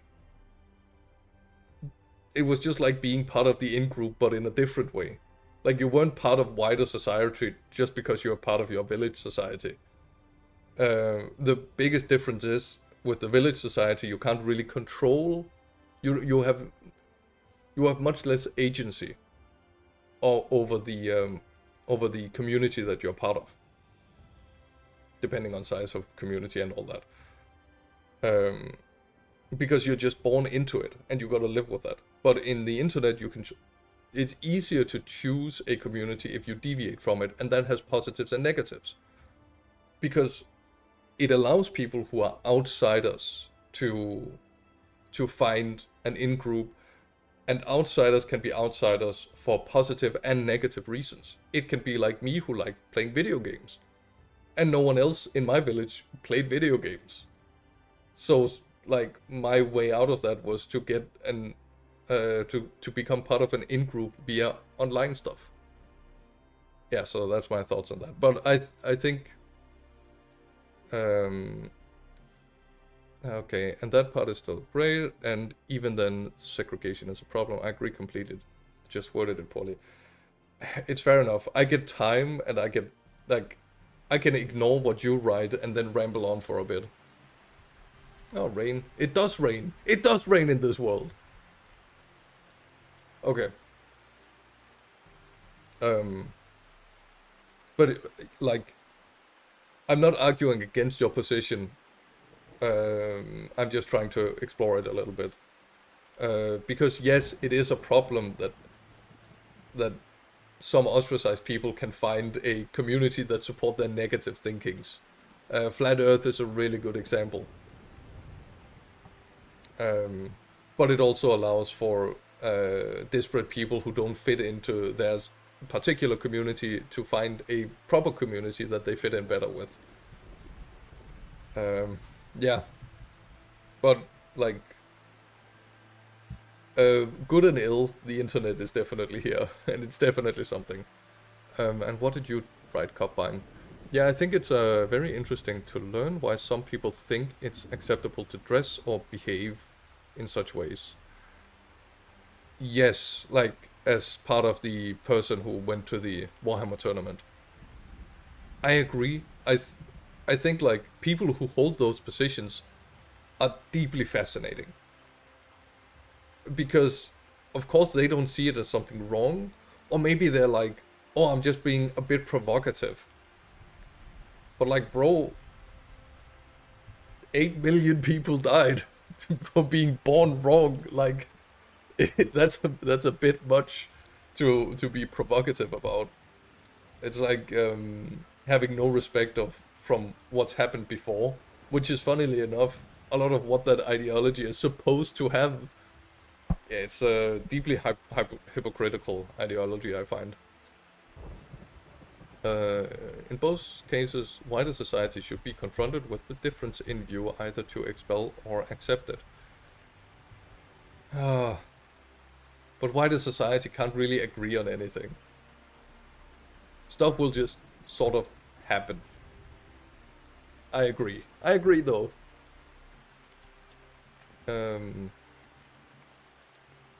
Confronted.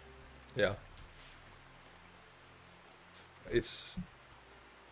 Yeah, humans. That is where my point falls apart. I mean... Just because we can't control wider society doesn't mean that wider society doesn't have to face it at some point. Usually wider society tends to face something in hindsight. Take the Second World War, for example. The US only decided that Germany was the bad guy after they went to war with Germany. Okay, that's not quite true. before the war started, is more correct to say. In hindsight, a lot of these decisions are made once one of the sides have won. Victory is written by the victors and all that. And that is why we have furries today, because they won. They won the internet, and now the internet is everything. So, there you go. Furries won. And we live in their world. They have all the money. Okay, Bragi. What do you have for me? Aye, what can I do for you? Looking to buy a lantern. Like every other stumbling soul in the city. I see. Well, Captain Lena can rest assured that any potions I spot coming in will be set aside for the wounded. Hang on a moment. If you're carrying messages for the guard, does that mean you were there then? The battle at Hallminster? A stalwart lass like you want to pay a visit to the Wandering Stairs, making herself known. I'm sure Glynnet can introduce you to some interesting opportunities. I mean, I guess. Can I just say no?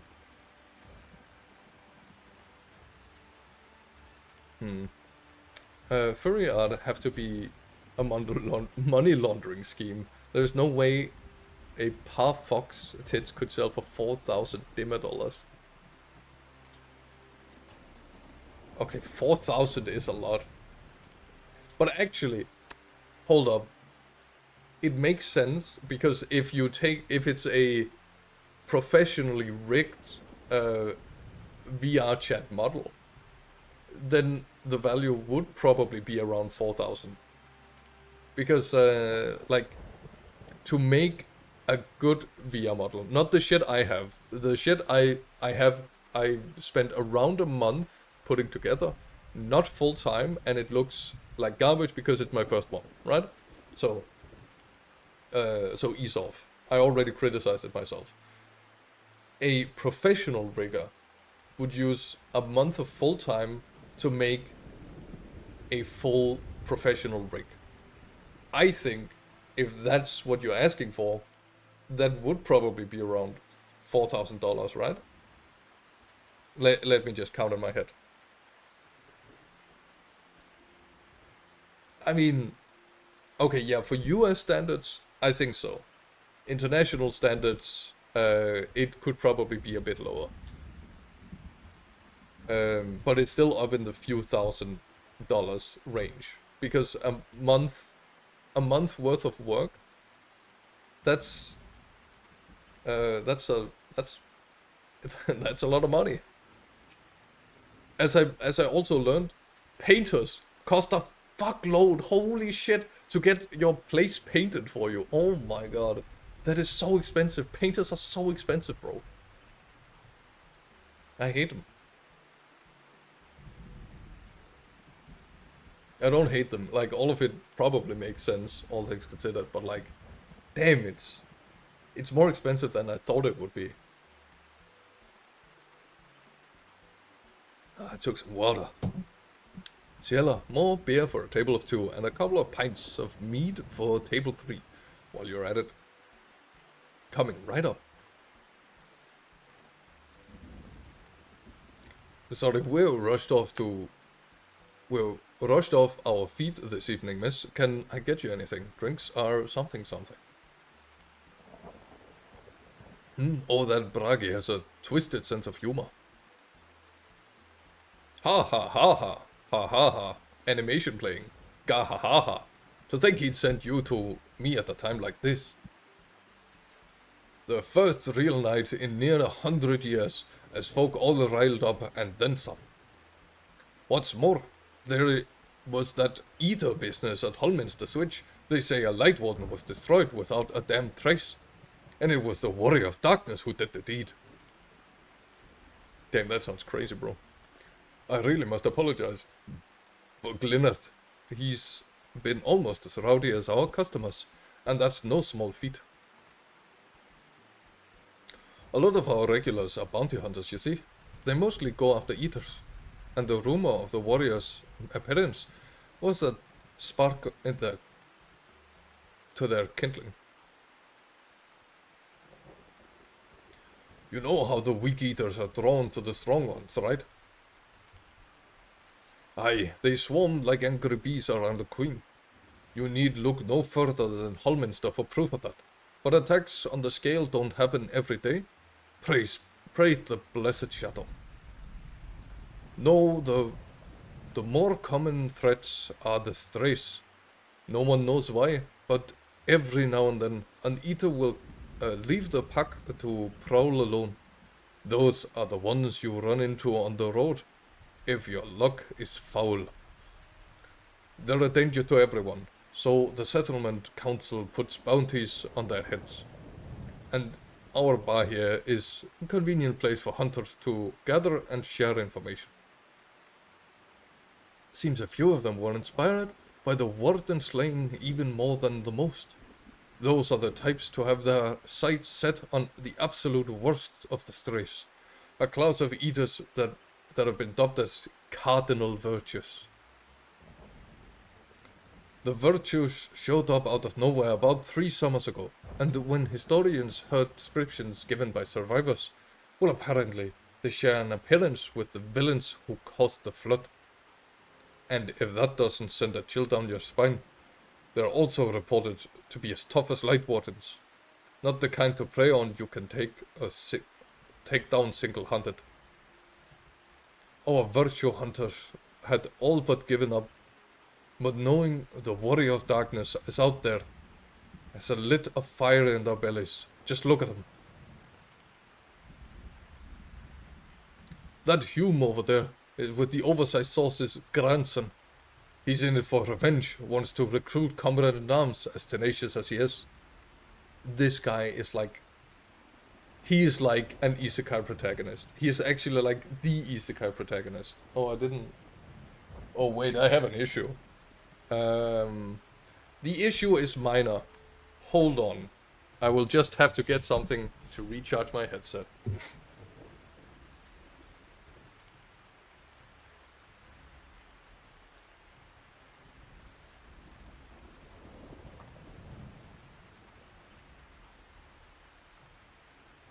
Okay. I have a limited amount of power stations.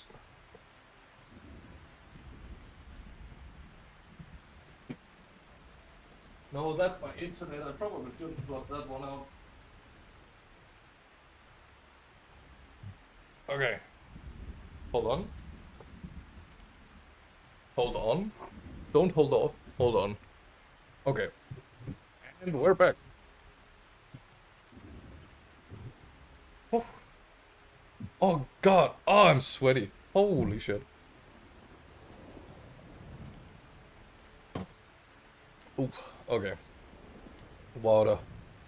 Well, yeah, but a professional house painter is also just very effective at their job. They can cover serious square meter per hour. Yeah, I mean, I guess. But the thing is, I looked at our apartment and I was like, holy damn, that's a lot of money to have it all repainted. Honestly, I feel like I could have done a proper job of this. And it's not my job. So, but I guess there's some hidden secret. The Painters Guild, they know what they're doing. Oh, I had to like readjust my chair. It had sunk. Isekai protagonist, two-handed sword, spatial boy. Yeah. That Mistel is lyric. Because he's a bard, he's lyric. Don't be fooled by those dewy cheeks. He's as hard a hunter as they come. He's just lost a partner. And seems to be on the lookout for a new one. And that's Serik. What is he? Seeks an expert in magecraft to help fight the virtue he's after. Last we have Jot. Dwarf and drunkard both. Wanted to join forces with a healer. And only a healer. Something about needing a mender's wisdom. Gjot! Okay, Gjot is a character. Okay, he's got that Gjot. Yeah, I'm ready. I've seen my share of competent veterans, and you have that look about you. Maybe you should introduce yourself to one of our hunters. Who knows, together you might even collect the bounty of a cardinal virtue. Role quests. Alright, don't know what that is. Now there's a grand idea. Imagine the prestige of my bar would earn if we both the patrons of a successful virtue hunter. You have gained access to role quests. A separate quest line and story is now available for tank, physical DPS, magical range DPS, and healer roles. In order to reach the final stages of the Shadowbringers main scenario, you must complete at least one role quest line. Speak with a virtue hunter at the Wandering Stairs to accept a quest offer. Rather than make job quests for each job, they collected them into roles. What? Make job quest for each job. Oh, so instead of having like the warrior quest line and the black mage quest line, they have like these quest lines.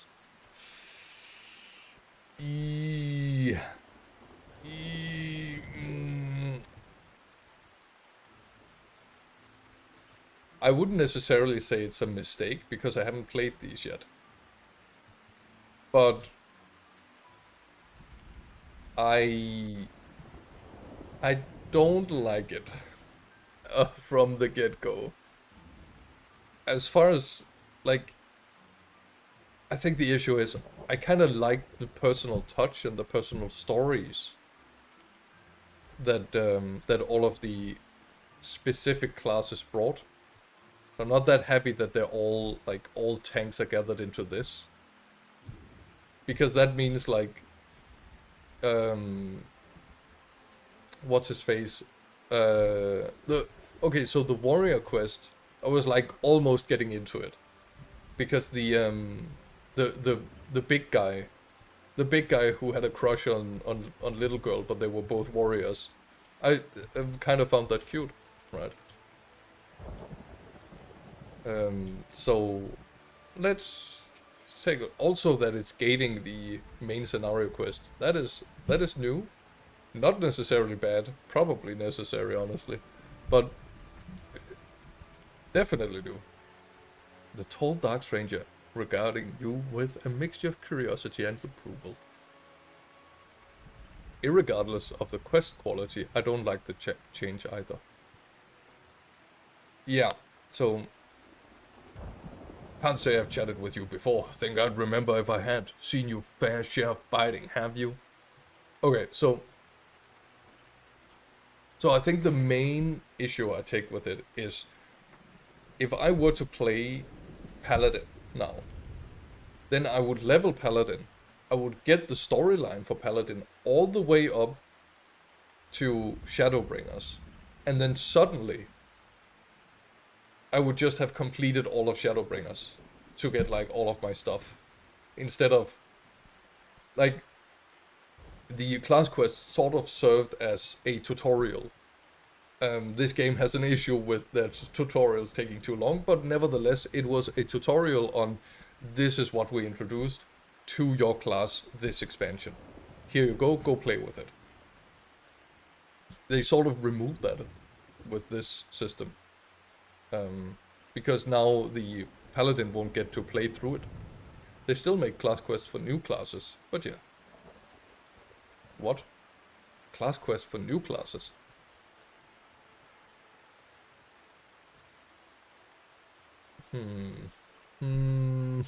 Okay.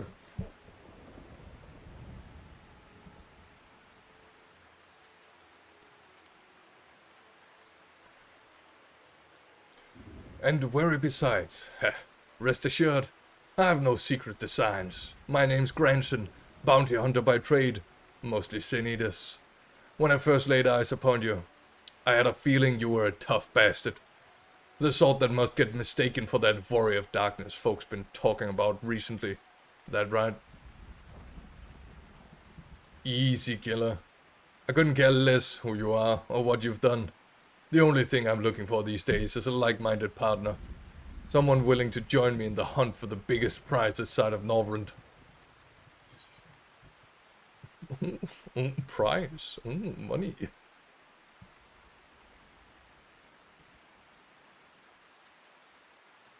So Sage has 20 level of class quests, I think, even though it starts at level 70. Huh. That... Okay. That feels like the worst of both worlds somehow. Because, like, they've decided to have a particular way they want to go forward with how classes are doing their quests. But they are still adhering to tradition for, like, earlier levels. If I understand you correct. I guess it's to, like, try and train people up to be more comfortable with the class. But the thing about Sage is, you will already have had a character go all the way up. Well, I guess if you're doing like me, you could have gone like warrior all the way up until you could unlock Sage, and then you were like, oh, I want to try Sage out. But you have no experience whatsoever in like how to actually do healing. So so I sort of get it, like as a tutorial thing. Then you get 20 levels of learning Sage. Yeah, exactly. Heh. Thought you'd grab your attention. What the fuck? Dikaiusin, the fiend I'm after. One of the so-called cardinal virtues, as folk are wont to call them. Former warriors of light. The esteemed heroes who saved the realm a century ago. Dear old Brandon was one of them, I'm told. Stop me if you've heard this all before. Anyway, like his comrades, Brandon, he didn't give me a lot of time. Brandon died in the process, only to return relatively recently as a sin eater. The better to torment a few who survived than mercy. Needless to say, I aim to put an end to all that.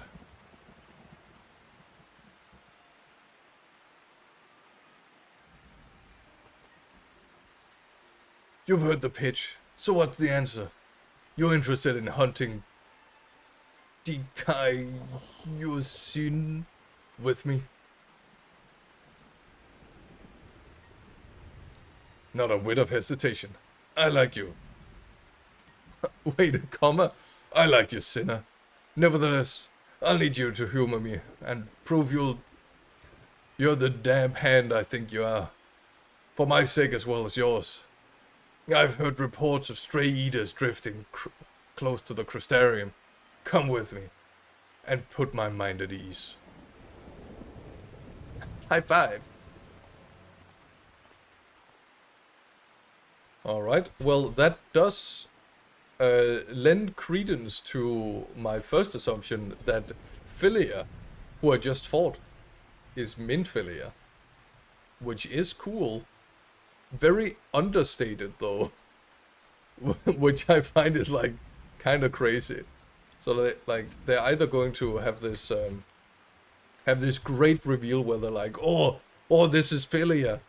Whoa, Philia was Min Philia. You didn't know, you didn't realize. But I did realize. Oh, it's a good thing I checked in on the mentor. Every time Ivory nuts, I imagine she gives a muted meow. Yeah, that's also my thought. She's non-verbal. She just meows at things. Welcome back, miss. I wonder if anyone can sleep with the city in such an uproar. But will you be retiring to your quarters? Very good in light for the presents. I've had illumination prepared in all rooms. No need to wash buckets for lanterns, candles. Have a pleasant day, miss. This is how I imagine people in the service industry talk.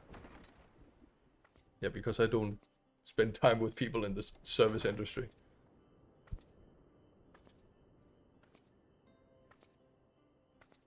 Okay, so this is like...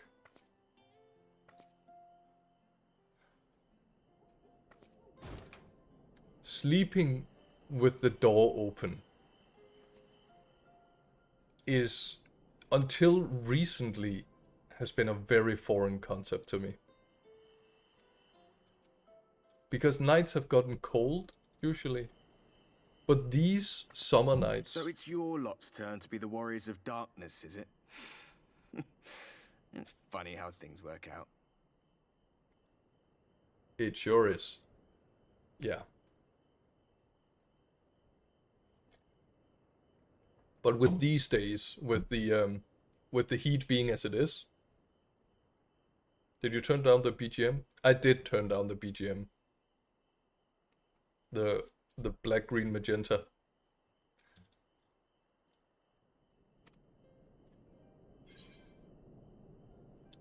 Been watching, have you? These are my private quarters. Oh, we're being scandalous.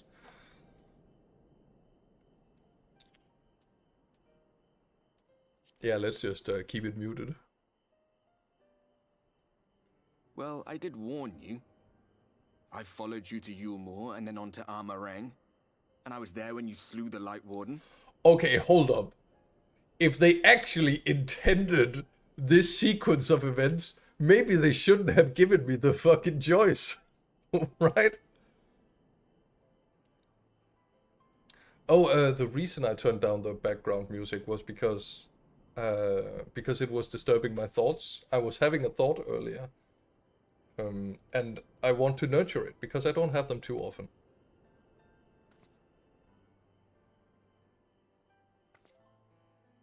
Those white-haired twins who were with you. I remember them from our battle in the Source. Oh, can I do it from in here? I can't. I cannot do it from in here. Are they your friends then? Through thick and thin? Big and thin. Oh shit, I wish I couldn't Aye. shake my head. Then I suggest you keep them close. It's when you charge ahead trying to save someone else that you end up losing those you love. Not that you need telling, I'll bet you've lost plenty. But I wonder, what will it cost you this time? Actually, no, I haven't lost anyone that means anything to me. So, you're good, dude. I don't remember when it was that I learned regret wasn't worth the bother. Because, like, people don't die in this game. So, like, it's fine. You get numb to it all over the years. The lost comrades, the broken promises, the abandoned principles. Just more nagging burdens to ignore.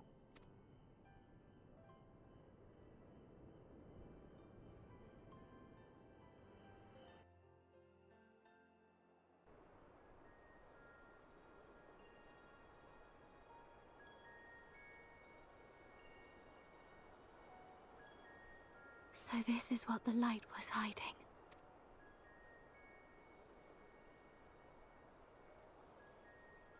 She's here. I must go to her.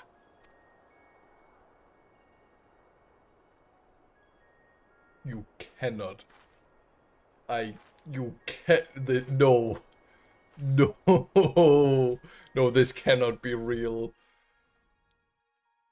Oh no. Okay.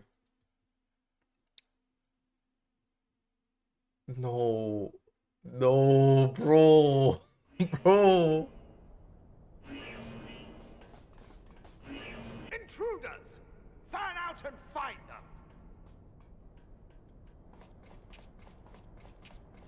Meanwhile, Estinian. He lost his helmet. Out of my way! What the fuck, bro? Stay your weapon. We are not your enemy.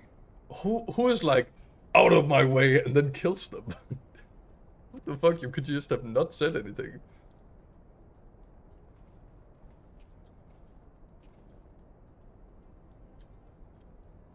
When the alarm sounded, I wondered what we had done to betray our presence.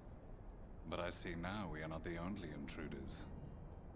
I mean, I guess you didn't get out of his way. That is true. Sir Estinian, I presume. The dragoon who plucked the warrior of light from the jaws of death? Your armor is most distinct.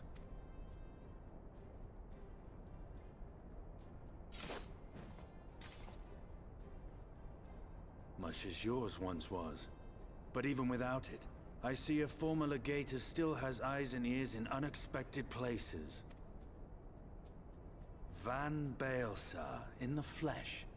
Though I understand you prefer Shadow Hunter. He's so edgy. You are in contact with the Scions, I take it. How very glib. Yeah. Through no choice of my own, they tracked me down and conscripted me to their cause. I swear their receptionist was trained as a spy. Not that anyone can escape that Baldessian woman once she has caught the scent of your ether. Baldessian. Ether. Scent of ether. Is that Y'shtola? What does Baldessian mean? Let me know in chat, I guess. If they have resorted to using freelancers, I must assume their attempts to wake the afflicted have failed. And what of their champion? Away on other business. Thus, it has fallen to me to root out any trace of the Empire's new weapon.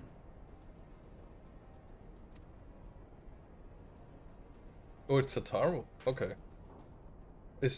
Why is Tataru Baldessian? If it is Black Rose you seek, you are too late.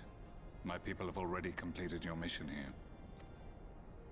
Yet this is but one factory among many. When they caught wind of our efforts, they built additional facilities to ensure production continues unabated. It's a group I wouldn't remember. Okay. Baldessian refers to Y'shtola, I think. Yeah, but I still want to know what they are. I want to know. There will be no one left in the lands they conquer. No citizens to conscript. No skills to exploit. Nothing the Empire needs. And they will call it victory.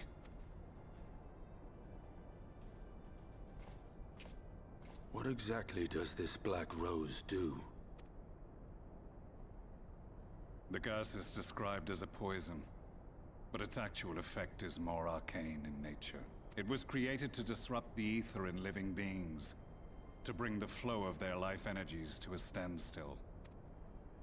Inhaling even the tiniest amount will cause all bodily functions to cease, much as a potent venom will stop a man's heart. Released over a city, Black Rose could conceivably kill every inhabitant, and all without damaging a single structure. Okay. Okay, like, I get it. It has to be ether. Hello, hello. There is a person in chat. I'm very sorry. How are you? Oh, I am doing good. There is a new person in chat, everyone, but it is... yeah, I'm sorry. I write chat myself, therefore, minor issue. The YouTube won't show up. I hope to have that fixed by next week sometime. I'm doing good. We're trying to figure out what is going on and if this game is finally good and all that good jazz. Allegedly, now this expansion is when the game gets good. Specifically this expansion. Not because I've been told that from previous expansion. How's the stream going? I think it's going quite fine. But, I mean, I'm only one part of it. Oh, we get a Tekopmine writing, hello, YouTube homies. Yeah, that's for you. It gets good later, trademark. Cool. Yeah. So welcome in, welcome in. Again, slowly trying to set everything up. So I have no cool notifications for you. Instead, I'll just read everything aloud. Adam hopping on over to the YouTubes just to greet you, because that's what we do around these parts, it seems. So welcome in. Yeah, watching a cutscene. I don't know how familiar you are with Final Fantasy XIV. If I'm enjoying playing this, I heard about this, but I never played it myself. Okay. Ooh, a big can of worms. Generally, I don't think this game is that good.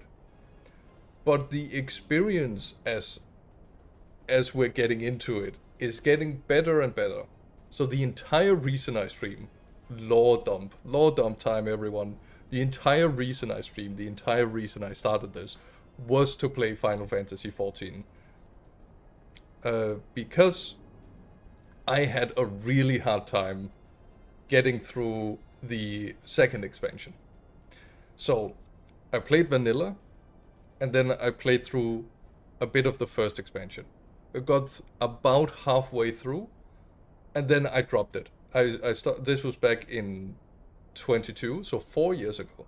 And then I picked it up in 25, so like 3 years later, I picked it up again. And I realized like I wanted a bit more motivation. So I set up this whole streaming thing only to play Final Fantasy XIV. Final Fantasy XIV is friends love.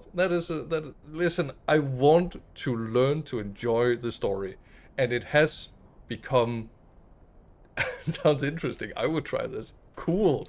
I mean, I hope to see your stream at some point. I can tell you, it's definitely going to be a lot of content because it's been around 4 months and I've completed 1 expansion so far. No, 4 months can't do it. 5 months at this point, I think. And I've completed 1 expansion. But it does get way better when you, like, nice, you say. It does get way better once you, like, lean into it and you're forced to engage with it. And you have a few friends that are hanging out in chat and being like, hey guy, you're doing things, and listening to me rant and all this stuff. Because what became the issue was like me sitting with it by myself just became so demotivating. Streamer is a Grinch and hates fun, so don't listen to him saying it's meh. Fair enough. Out of 5 plus Babe plus the 1 coming out late this year. Okay, yeah. So I will say though, Final Fantasy generally has claimed a lot of my friends. They really like this stuff. So, as well as like the people who are in chat, a lot of them also really like Final Fantasy XIV. So there definitely is something. That's amazing. Great. Yeah. So I try not to be too negative about this game, because it does have its positive sides. By the way, if you don't mind, can I ask you something? Ask away. Fun fact, we had a small Google slideshow just earlier today about that I want this community to be a place where people can ask a lot of dumb questions if that's what they want. So go on ahead and I'll engage as earnestly as I can with any question you may have. So go nuts. I'll click on and continue the cutscene while you ride. Roll the barracks if you have to. I want this facility secured. I have more questions, but now is not the time. Sir Estinian, I have an offer for you, but I will make it only once. Since it would seem we seek the same answers, you are welcome to join us. Huh. From what I hear, you need all the help you can get. Alright. In case you don't know, Varys himself confessed that your empire was a creation of the Ascians. Oh yeah, I would say this is a spoiler, by the way, but ain't no way you're remembering this. So, just go nuts, follow along if you want to. These two are just massive edgelords that are edging off. They're having an edging competition, if you will, and I am aware probably of what shouldn't. Radians said at the parley. Thus I would return to the capital, that I might behold the truth of this corruption with my own eyes. Do custom designs for streamers like logo, panel, banner, overlay, emotes, animated alerts, VTuber, etc. No pressure at all. Would you like to see my portfolio? I am sorry, I am not interested in your portfolio, but I do appreciate you asking. We have had people who come in and then try to slide it in, like try to sneak it in somehow. The reason I'm not interested is this particular channel that I have. I pride myself on trying to set everything up myself as much as I possibly can. I want it to be my project, and I want to have like my hand on everything that is. So like the chat overlay that you see, that is something I've written. The VTuber model that you see is something that I made. In the future, maybe fix your personal link on your account first. Huh? Perhaps. Mayhaps. I don't know if that's for me or what I should fix of personal, but perhaps I should see. Have a banner to showcase you. I have some creative ideas for you. Can you give me your Discord? I will show you there. I mean, you can go on ahead if you want to. We have a command for it. Discord paste. Bam. I hope it works. It does work. It do work. Okay, there you go. Yes. Happy to welcome you in, and we can take a look at it if you want, but do understand that I won't be using your designs directly, because that sort of goes against how I kind of run. How I run this boat, this ship, is usually what you say. But nonetheless, happy for the engagement. My path leads to Garlemald. Go back to his homeland. Fade to black.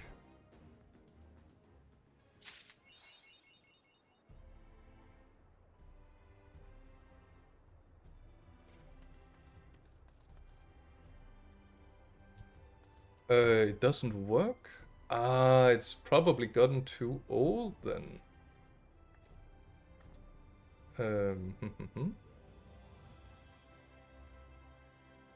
Oh, you think so? How boring.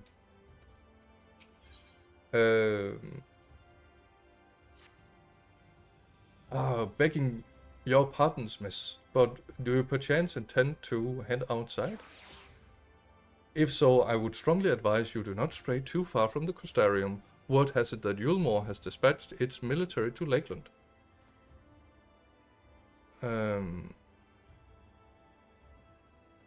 Given the timing, one can only assume they do not welcome the return of night. Even now, the Exarch is in the ocular deliberating a response.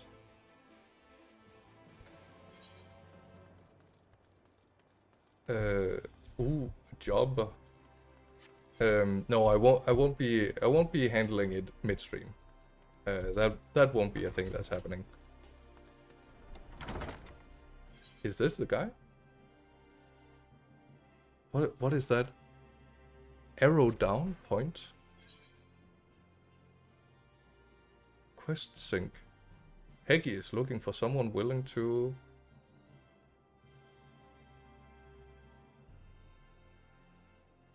Oh, the link does work. Well, too bad. Hail, sinner. Might this old woman impose upon you to travel to Fort Job in her stead? My son Chadwick is with the guard out there, and I have a package for him that wants delivering. I'd go myself, but my knees simply aren't up to the task. Alright, well, it saddens me that that she potentially actually just is a bot. I can't tell this sort of stuff. This is what I have. This is what I don't pay you for. So that's good. Da Yumi loud. Thinks you might be the right. Oh, hold on. That is an awful voice. Hold on. Da Yumi loud thinks you might be the right person for a questionable job. Oh, you're aren't you? Haldor's been asking for you. You know Haldor, clan's nutsy man. If you're asking for to hunt the deadliest marks for the biggest bounties, then you might want to seek him out. You'll find him by the board over at the rookery. Though, if I were you, I'd steer clear for that whole nasty business. Bad for one's health it is. Alright. Off goes the Yumi loud. Ah, Yumi. No. I guess it's a good thing that I guess it's a good thing that it doesn't show up on the Discords. Oh, sorry, on the chats. Oh, nuts to you. But this is the main story quest, so I'll just go there, and I'll leave this party.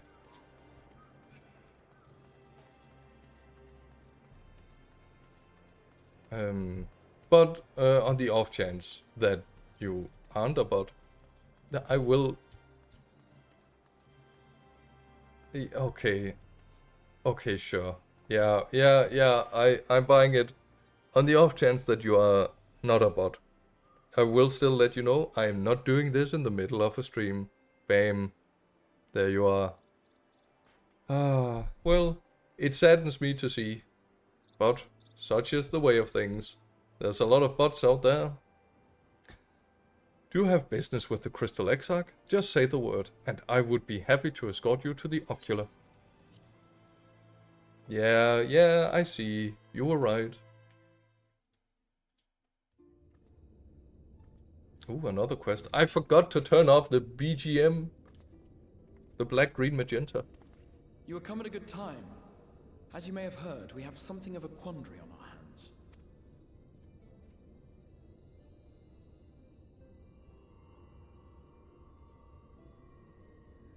Agreed. I think that's a good course of action. Laxon Loft here in Lakeland.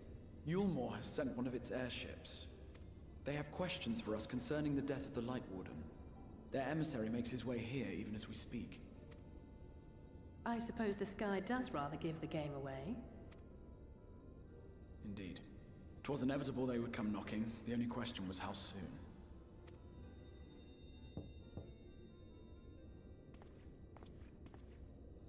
My lord, I am come with the Yulmoran emissary. May I show him in? A moment, Captain, if you would.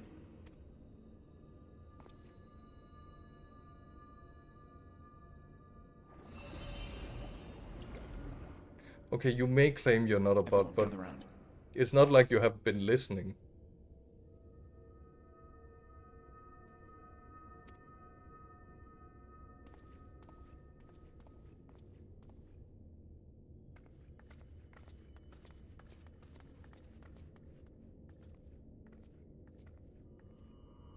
I do not wish to show our hand prematurely. Forgive me this liberty. Vanish. Oh, vanish. Hocus pocus, you're now invisible.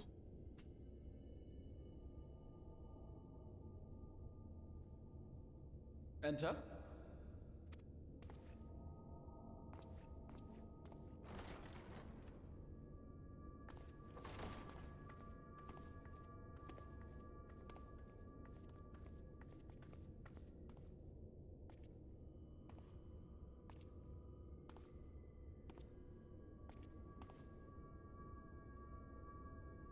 Well, well. The commander of the Yulmoran army himself. To what do I owe the honor, General Ranjit? Ooh, epic man. An epic shot for the epic man in a Dutch angle.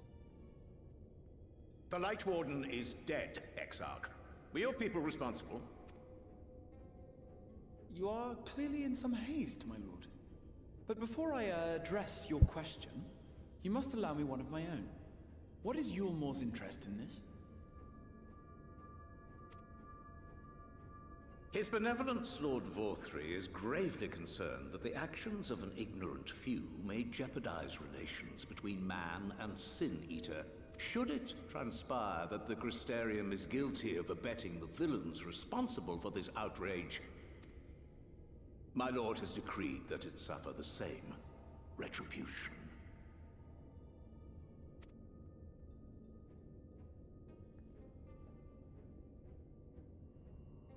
I see. Since you have been so candid, I too shall speak my mind. Regardless of who is responsible, the Crystarium rejoices in the Light Warden's death and welcomes the return of the night sky.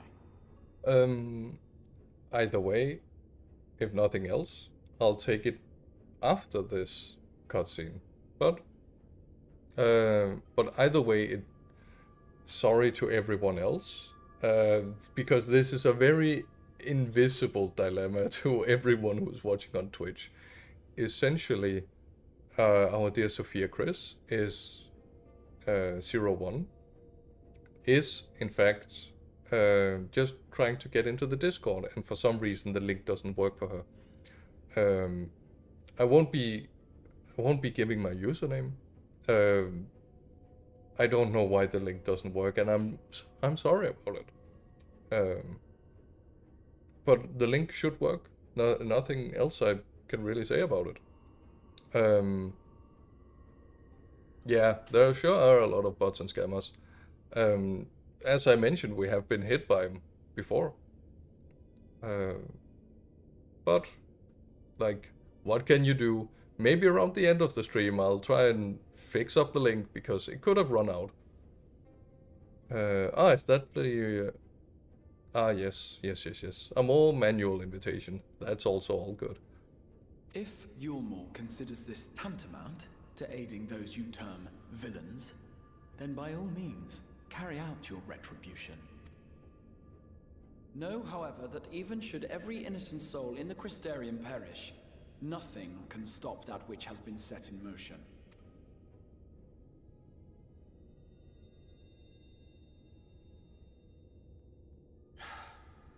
Folly.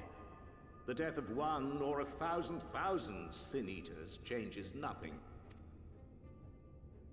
The world is dead, and writhe as we might, like maggots in its rotting course, it will not be reborn. Only by my master's grace may we live out our days in peace. But I waste my breath. You have made your stance clear. I shall relay your words to Lord Vorthry. In the meantime, you would do well to counsel any here who have done more than merely rejoice in recent events, to throw themselves upon Yulmor's mercy, promptly. Okay.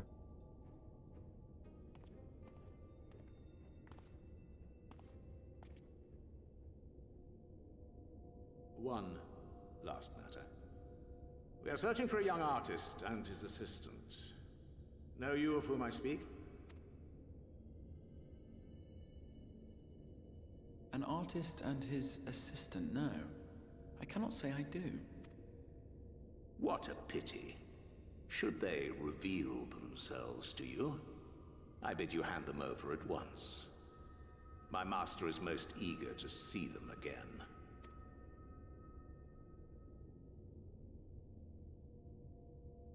Gasp. Maybe we're not invisible.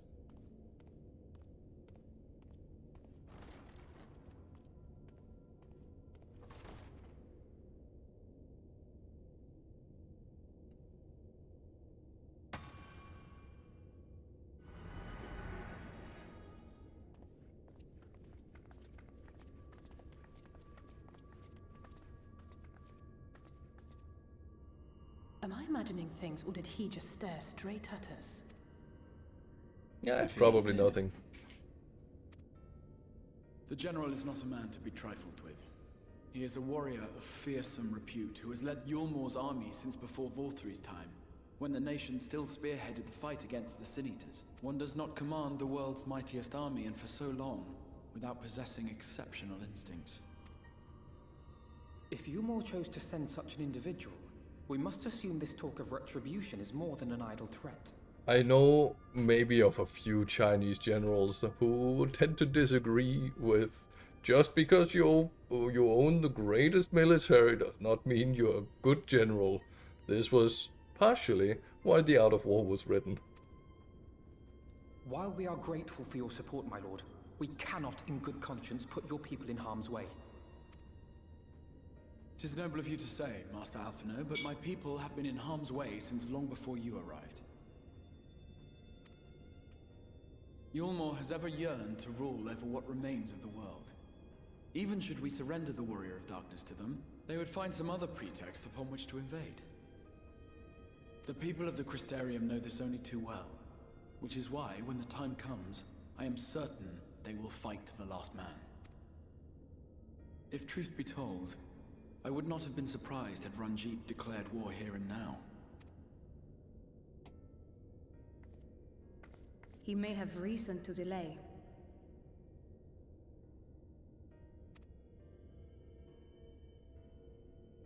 According to reports, the Yulmoran forces at Laxan Loft were observed taking a prisoner. A young woman believed to be none other than the Oracle of Light, Minfilia. Gasp. It was her. It may be that General Ranjit wishes to convey her to Yulmor before commencing hostilities. Having mentored generations of Minfilias, it would not surprise me if he had made her capture his chief concern. Oh, multiple Minfilias. Generations? ¿Por qué? Ah, of course. How remiss of me. I had intended to speak to you of Minfilia. There is, however, much to say, and precious little time in which to say it. I think it best that you seek out Maren at the Cabinet of Curiosity. He'll be able to enlighten you. Alphino, Alize, would you care to accompany your friend? You doubtless have insights of your own to offer on the matter. All right, though I'm still not sure I understand it all myself. In the meantime, I will set about making provisions for war.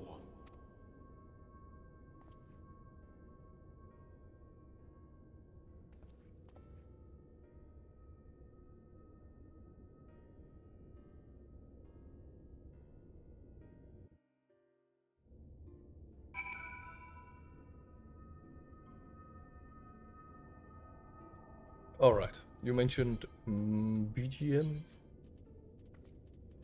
That's not. It's here. What was it at 10? It probably wasn't at 10. Apply, but 10 is probably something I can remember in the future. Okay, yeah, just to answer you, I will not be checking my my personal Discord in the middle of a stream. But thank you for your interest at the very least, and also understand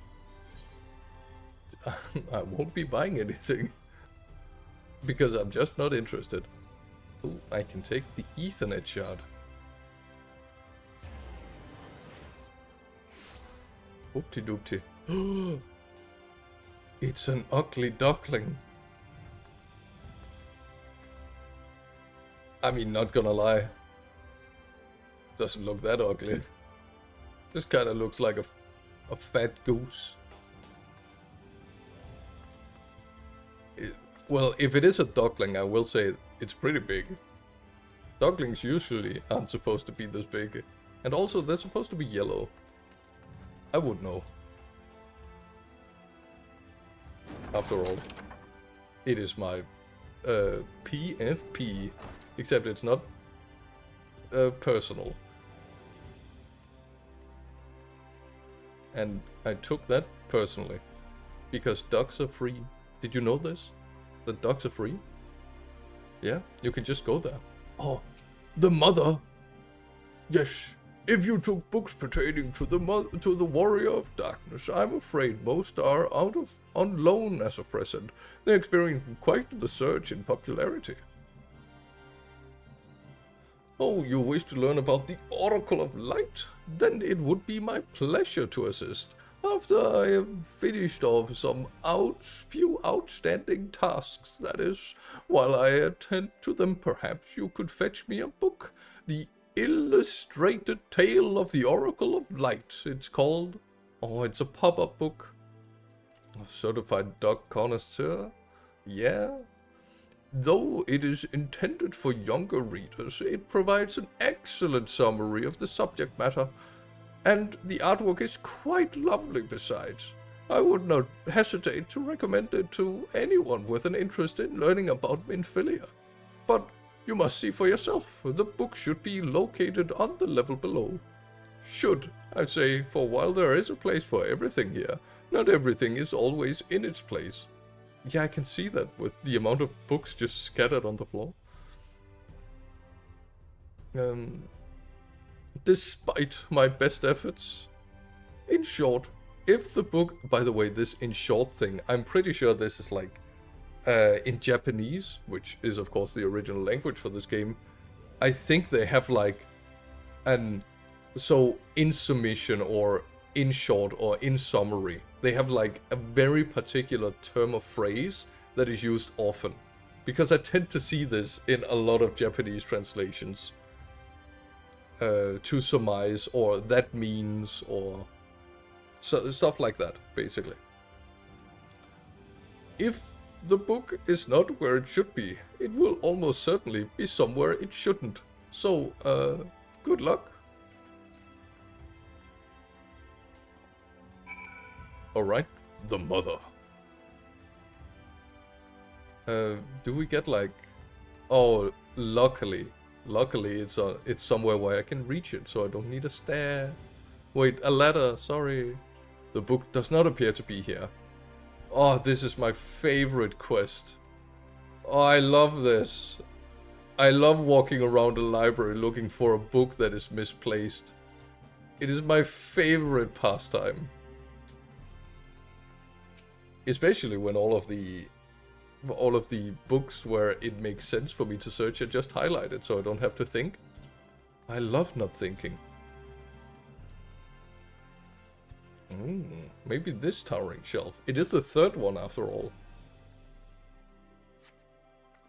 Just as your eyes begin to blur, they finally come to rest on a copy of The Illustrated Tale of the Oracle of Light of... Yeah. Please don't use "of" in your sentences too much when you make a book, guys. Just you know, a little piece of advice. Have you found the book? I have.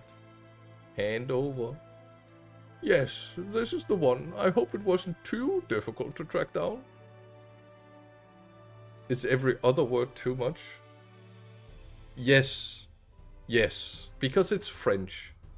The French do it. They have like...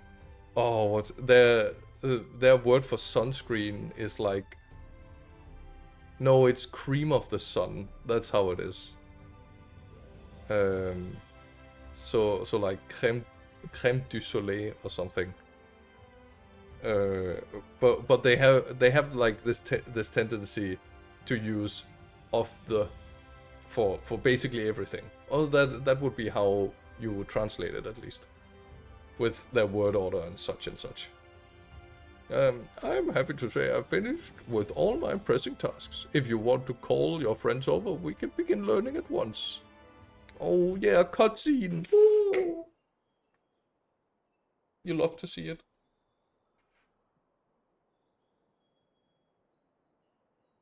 Without further ado then. It began 100 years ago when the flood threatened to swallow Northrend. Just as all seemed lost, a savior appeared who halted the all-consuming radiance, a maiden with hair of spun gold and eyes of cleared sapphire. Ah, an Aryan, I hear. Naught was known about her save that her name was Minfilia, and for delivering the realm, she came to be revered as the Oracle of Light.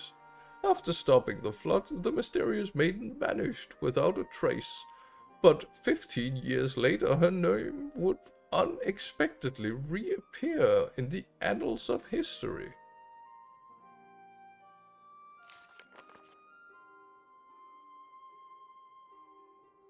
When Sin Eaters laid ruin to kingdoms of Vobert, a young girl was discovered who was immune to the creature's blighted touch. I mean,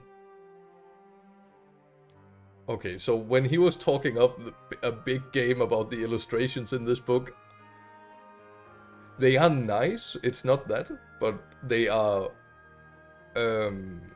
what is the word? They are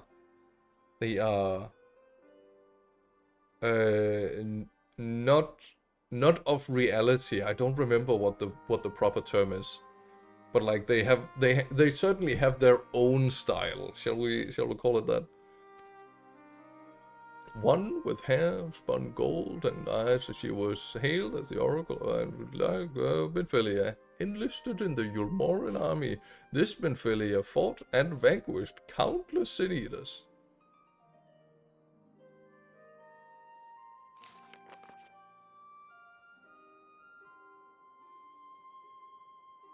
Alas, like so many other soldiers, she eventually met her end in battle.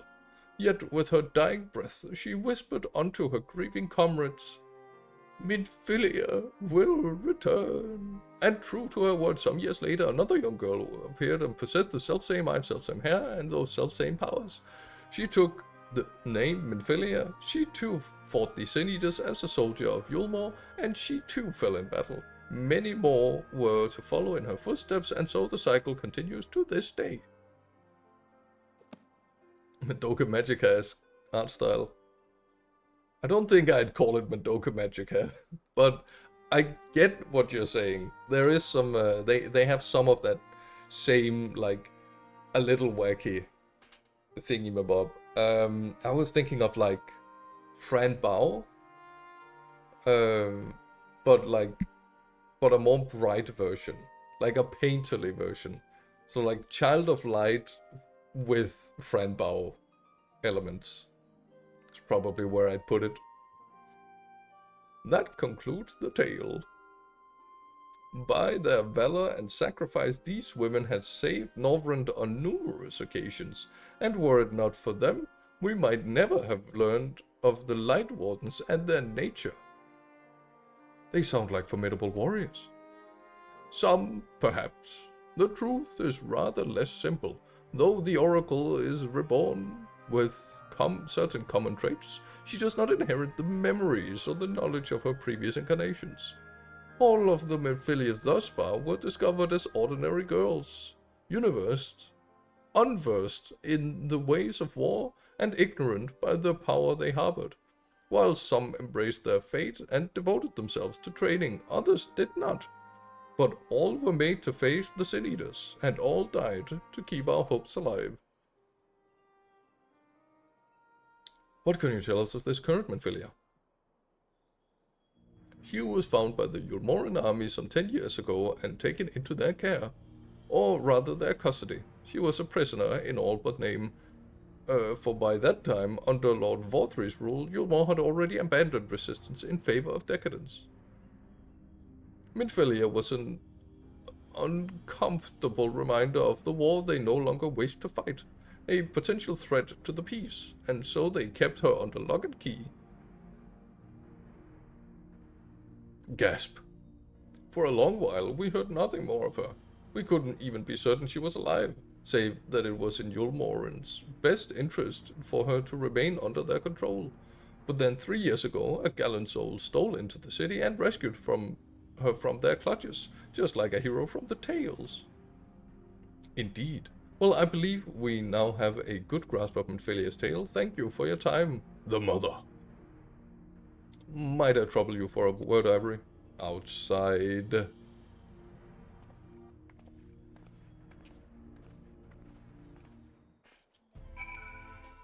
Yeah.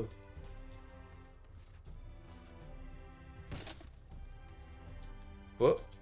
Not that door. The big door. Alright. So, okay. It's not too bad. Minfilia isn't quite back yet. So far, I would still count her as dead.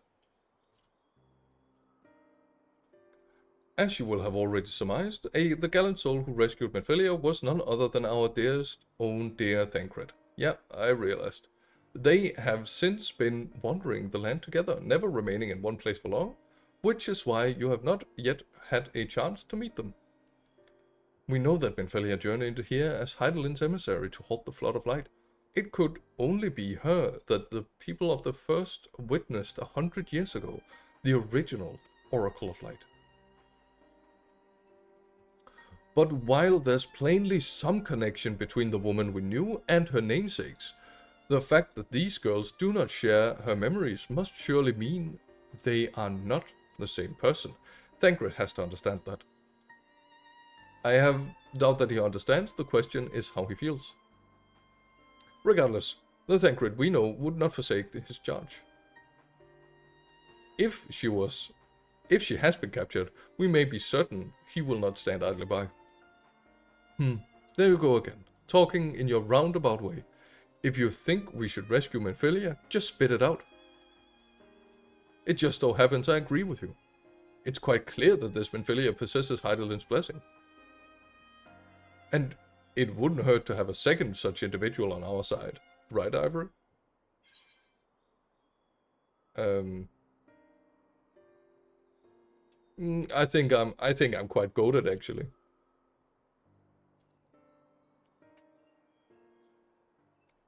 I see you've made up your minds.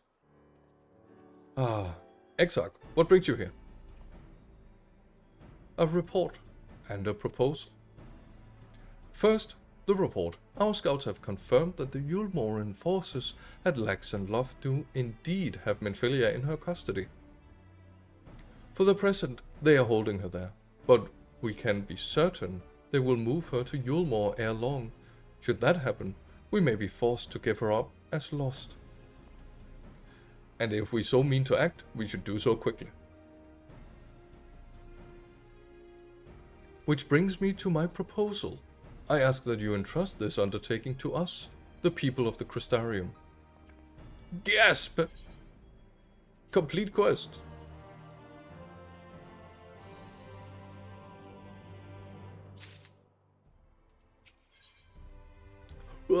Deep gold headgear coffer item level 395. Don't mind if I do.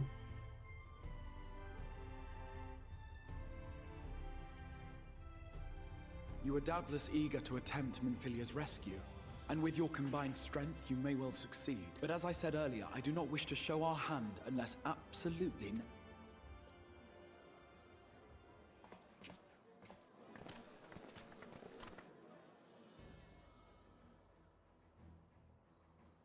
Twas not merely the night sky that you restored to us, but hope.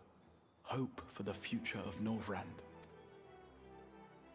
Unlike you, we cannot contend with the Light Wardens, but so long as hope burns in our hearts, we will fight on regardless. This I will prove to you.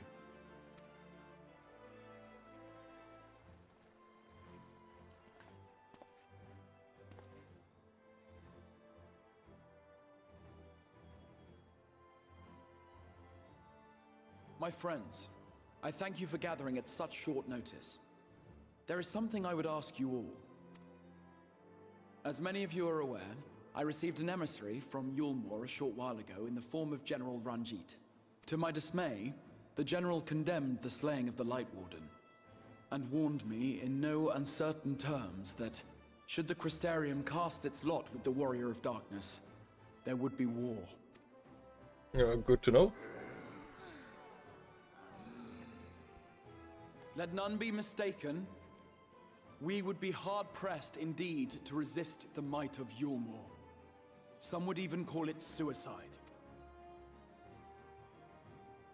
And yet my heart cries out to fight. Better that than relinquish the hope that swelled in my breast when I beheld the night sky for the first time in 100 years.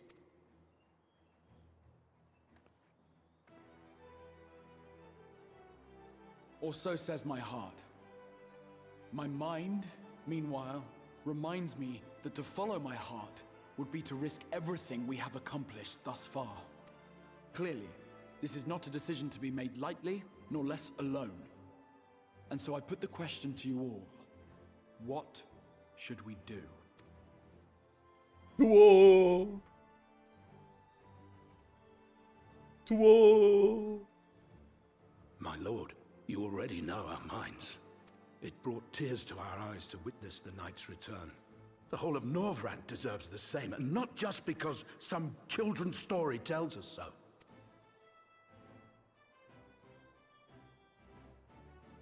Yulmore's influence is far-reaching. Should war break out, trade would be subject to restrictions. The flow of goods will dry up, and we will struggle to make do with what little trickles through. But make do, we will. Aye, we can weather such hardships. Is that not the very thing the Crystarium was built for? Alright, Tracer. I did not expect that. We have always taken pride in our ability to sustain ourselves. Not just to endure, but to thrive. When all falls down around you, rise up. Those were your words. There may come a day when all hope seems lost. But even should the rest of the world give in to despair, we shall not. We shall fight on, that our children and our children's children might know a better tomorrow. Rousing words apart, I never much cared for those Yulmoran bastards anyway. No better than common swindlers, most of them. Wouldn't know a fair deal if it came up and kissed them on the arse. Trust you to spoil the moment.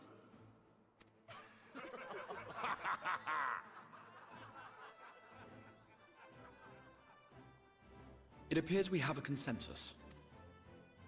Let it be known that the Yulmoran host at Laxon Loft has taken the Oracle of Light captive. They fear the power she holds over the Sin Eaters, and doubtless intend to imprison her once more. So, I move that we rescue the Oracle, grant her a place among us, and let that be our answer to Yulmore's ultimatum. Get out of my head. Get out of my head. Yeah, but this is what I'm saying. Like, there is no anti-war movie. So we're supposedly anti-war, but we're like, no, but we have to go to war to stop war. In planning a strategy for the rescue, I open the floor to you all. Oh, what was that other quote? It was like, any weapon made to end a war necessarily has to continue the war.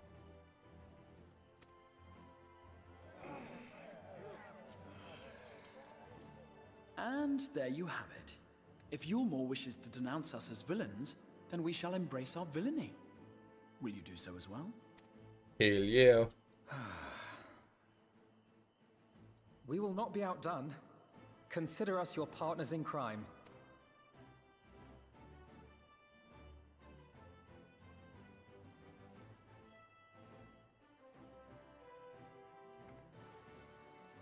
My lord, our proposal is as follows.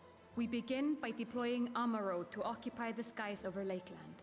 They should serve to delay the airship's departure.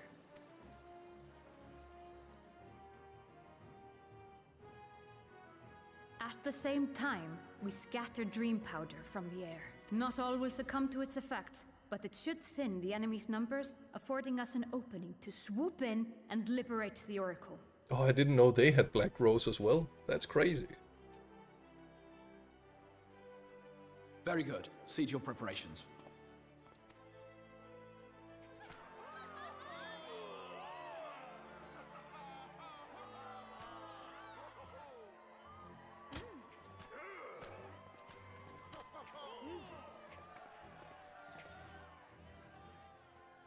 Yippee! And what exciting crimes would you have us commit? Speaking for my fellow villains, I'd say we're capable of most things, though we draw the line at indolence.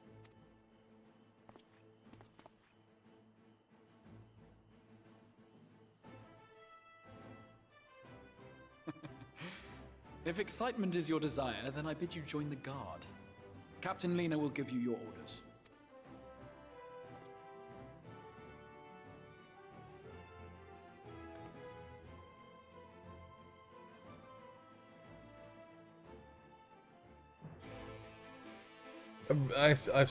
I really want to learn like the history of that salute. Like, why are they doing it? What is the point? Tell me your secrets. And also, I gotta say, I don't really care that much about rescuing Minfilia, because as they said, they got this shit under control. Can I just, like, go to my other friends who are in the other regions and talk to them instead? So you will be joining the guard, but however highly the Exarch thinks of you, you will receive no special treatment from me. Is that clear? Where's your salute, soldier? Better. More spirited than the Exarch's feeble attempts, certainly. Now, first things first, you will need uniforms. Go to the crystalline mine and report to Catelys. She will see you measured and fitted.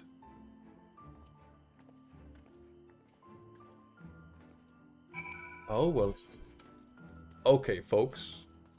So, everything I had written down beforehand has now been talked about.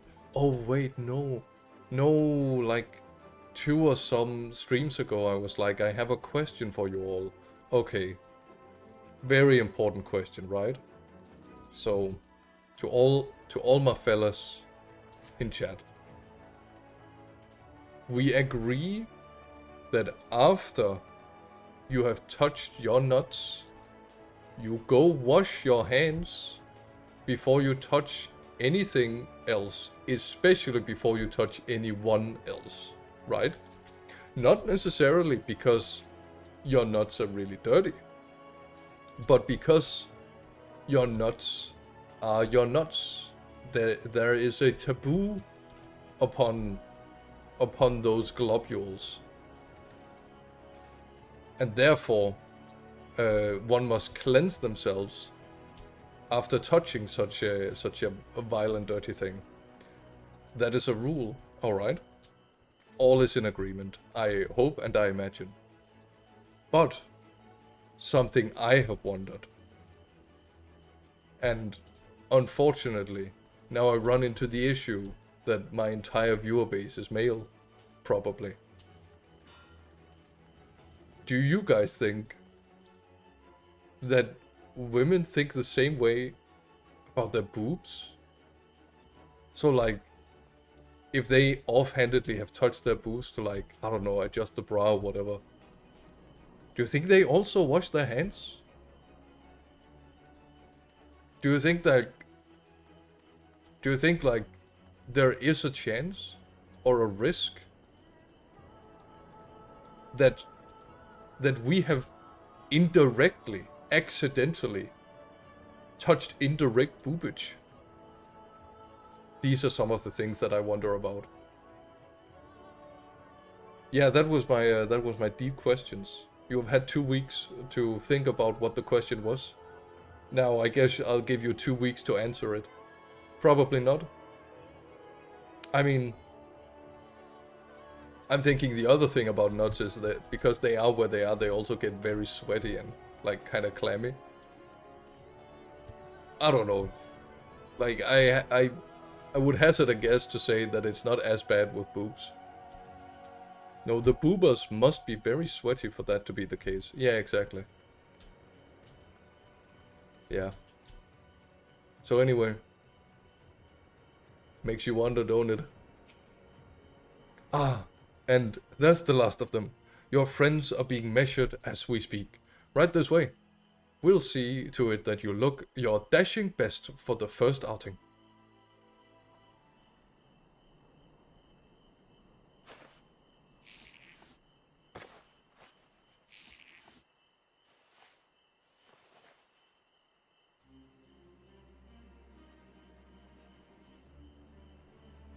But they don't look any different.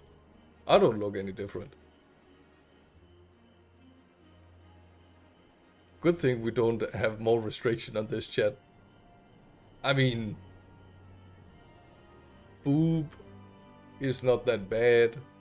Nuts, not that bad. Like, come on.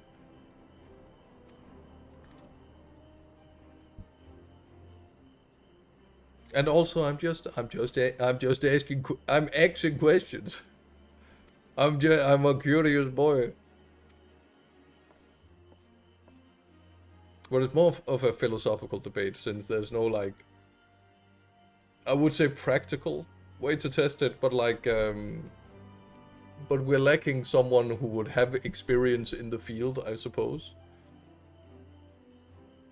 Sorry, Captain. I'm afraid we don't have anything on hand that's ready to fit. Oh wait, it's Catalyst talking. But we do have a few that are fairly close. We should be able to make them work with minor adjustments. Very well then. See to it. And have the uniforms delivered directly to the field. Please don't add restrictions so we have to say shit like unalive. Yeah, that's also a good point. Like, in order to have proper discussions, we also need to be able to use the proper words about it, like .com, for example, which is a banned term in this, because we don't like links. We would like for people coming, or rather bots, that come in with a link to be auto-banned.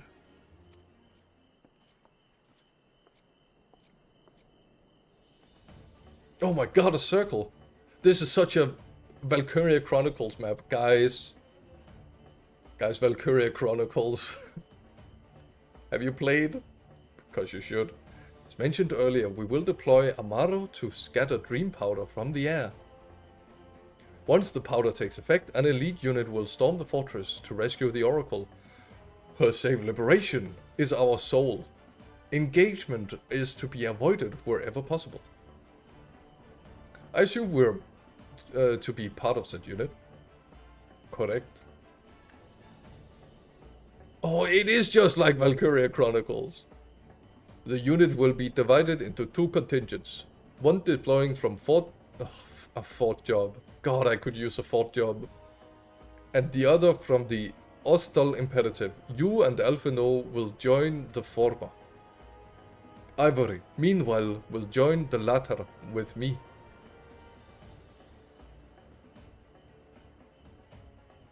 Before you proceed to your positions, you are to report to Chesamil at Spagyrix. She will issue you with a serum to ward off the effects of the dream powder. We shall be on our way then. Take care, my friend, and we will see you on the field. It's quite far to be imperative, so you may take use of an Amaro from the rookery. After you have collected the serum, of course. Like it's like she's holding something. Like a little lantern, maybe. There was something I had to do.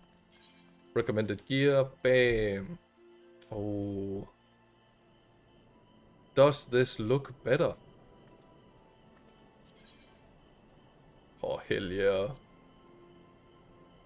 I think I'm actually going to keep it a little, because it feels more... it's like Brigandine. This kind of armor. And it's kind of cool. Yeah, we'll just keep it for now. And then we have to hop down, hop down. Oh, you had to do something.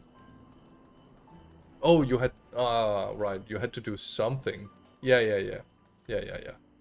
In the beginning, we had a lot of bots, so you know, we had to get rid of those. And one of the things that they did was like hop in and basically spam a link to, or post a link to a bot farm somewhere. Yeah. So something I've noticed a little bit of, because I've been around a few of these different circles, right? Where with people who are starting to stream and people who are streaming and so on and so forth. People really take advantage of people who are insecure in this space, which I understand. I think there's a lot of people who are insecure when they are streaming, because they want streaming to be something. They want it to like be their career, or they want it to mean something special, or they want a lot of viewers, or they want to be famous. Like, we've all heard of this, like the Broadway problem, where people go to California to be Hollywood stars, or New York, I think, to be become part of the Broadway. I think it's in New York. I don't know. And so, like, they give up a lot for this dream, and some people feel like they sacrifice a lot of it, and so they're very vulnerable, and they want to like cut a lot of corners in order to gain success faster, or they want to just have some success, because it's a hostile market, right? Streaming on Twitch and on YouTube, for that matter, being a content creator, it is difficult. Or not difficult, but like it requires not only skill, it requires some amount of skill, true, that is necessary, but it also requires some luck. Very few people are able to do this through skill alone. Though some are, I will not dispute that some people are really good at it. Are really good at like selling themselves or promoting themselves, or getting to talk to the right people, or being able to play the algorithm right. But either way, like, there's a lot of grifters. There's a lot of people who try to cheat themselves in, like, they try to funnel this desperation to become like a business model, and I find that very, honestly, I find it awful. It's really sad to watch, because this thing, like streaming, making videos, it makes me sound really old, but I am from a generation where this is just a hobby. Like, the people who did this just did it for the funsies. There was no, like, no goal, no idea that you could ever make this a job. It is just a hobby. It's just a fun little thing you can do with your free time. Yeah. It's too bad. I really do feel sorry for those people who feel like this is the only thing they could ever do. Ooh, I know I had something extra to say with it. Yeah, so there's a lot of grifters in this space. Yeah, that was the thing. Notice that when gold is found, when a mining town springs up, the people who get rich are not the people who mine for gold. It is the people, or they are the people who sell eggs, because eggs suddenly balloon in price. What was the? I think it was like back in the 1800s. There were reports of like places where a single egg could cost upwards of $10 or $20. And remember, this is over 100 years ago. That is crazy money for food. But that's what gold is worth. Gold is worth a lot of money. And people have to live, so they have to buy food somehow. So in theory, they could become really rich, but unfortunately, because everything rises to meet the demand, right? Demand. What is the other? Supply and demand. yeah. It's not really a supply and demand thing. I guess it is with gold, because gold is in higher supply. Yeah. Yes, sweetie, is there something you need? Oh, one of the guards come for your dram. Have you? Here you go. A dose of this will keep you firmly in the waking world, while your enemies are off in dreamland. Now, if this is your first time, I would warn you, it's bitter as sin. Princess kiss, they call it, but if you ask me, it should be crone's kiss. Hey, hey! Amigos, I'ma head out. Take care, lads. Well, take care of yourself. And, you know, you won't be missing much probably, because the stream will close off in 40 minutes time. Bye-bye, and have a good one. Jests aside, the stuff really is foul. Most people gag like there's no tomorrow. Gag. But if you don't drain every last drop, you're liable to end up taking a trip to Dreamland yourself. So I must ask you to drink it here and now while I watch. Come on, give it the old crone a kiss.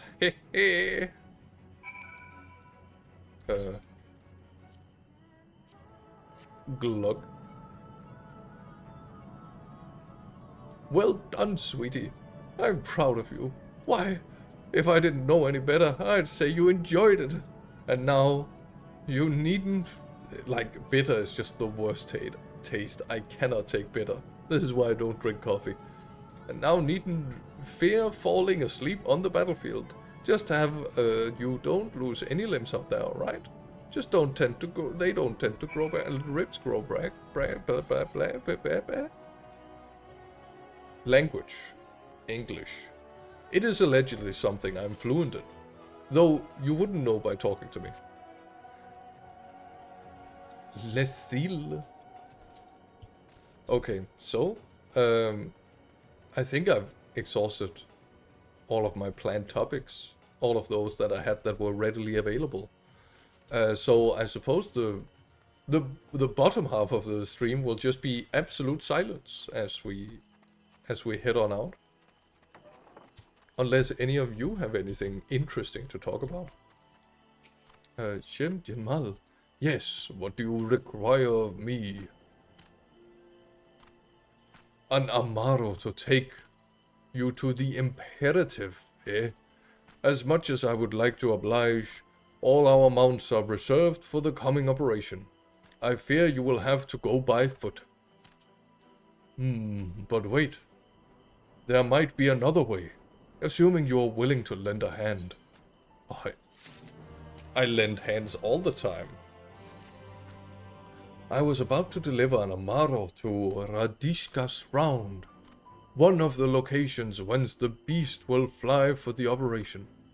The tower lies along the route to the Imperative. If near enough is good enough for you, you would make the delivery in my stead. Very good. I shall ready the Amaro for departure at once.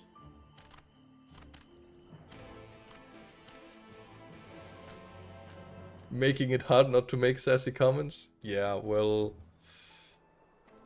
It's what I'm made of. I'm made to set up the slams and into the dunks. But I appreciate you for not rising to the immediate occasion. Maybe I should consider how I talk, but however, the way I talk is so ingrained to the north, and where you can take the road and you can fly, and it is up to you upon arriving, and the sentry will give further instructions.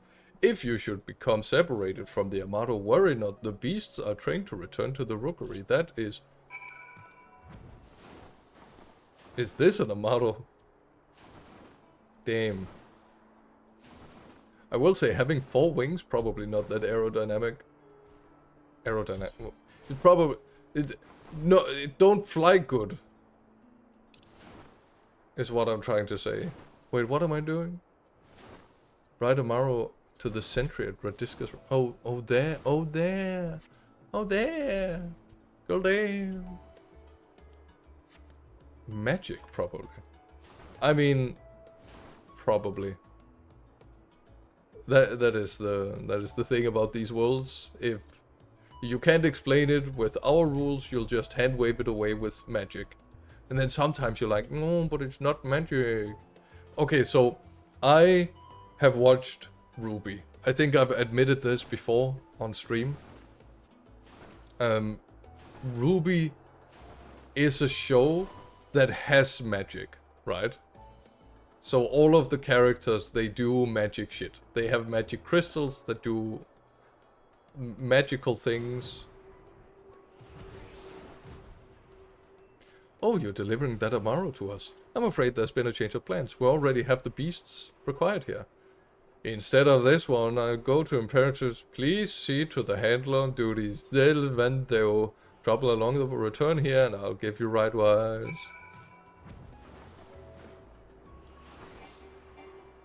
No. No. Okay, we'll come back. Oh, what was I saying? Nothing important. Okay, so, and also all of them have like an aura, and aura in the Rubyverse is like a magic shield that protects you. But Monty the creator of the show, was adamant. He was like, no, this is not magic. Because magic is like unexplainable magic stuff and more powerful. And as we learned in some later seasons, it's because he wanted to reserve the term magic for something else. But it's so silly. It's so silly to have like magical elements and then not actually calling it magical. Especially when you're outside of the storyline, right? Like there's that quote, I don't remember who said it. Any technology that is sufficiently advanced is indistinguishable from magic. I firmly disagree. I think just because technology is understood and just because it has become a science does not make it any less magical.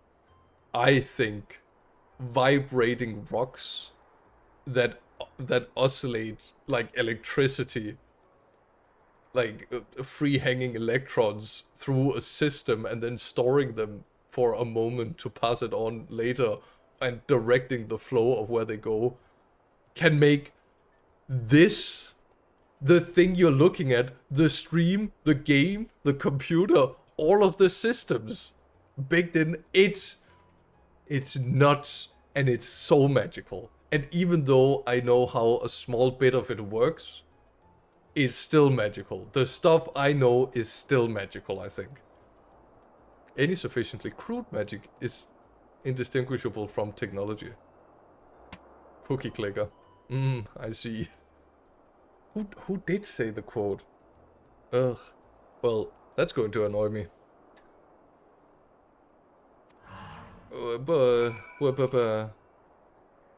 Say, I don't believe I know you. Did you join the guard recently? I can't talk anymore. Not that I could talk. At all. Ha, so that is the way of it. Well, you managed to arrive, and that's all that matters in the end. I bid you welcome to the Ostal Imperative, one of our key strongholds in Lakeland. The first thing you'll want to do is report to the captain, my captain. Oh dear captain, you'll find her at the lookout across the way. So if this is Lakeland, then where lake? Oh, is that a lake? Let me look at the map. I said the real map. Okay, so river. Wait, the river doesn't flow this way. Oh, that's so strange. It flows to, okay, sure, whatever, man. Whatever goes your boat. Yeah, to the south, yes. Crystal. We have to collect the crystal. So I can teleport here, because I have something that I need to do. Yes. Water thing. Full of wet. Yes.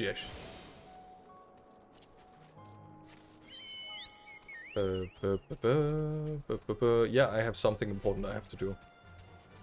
I have been interrupted. There's another important thing I must do.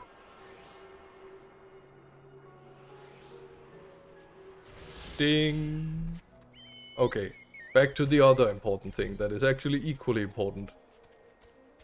Maybe slightly less important because it's further away and it's like kind of a waste of time.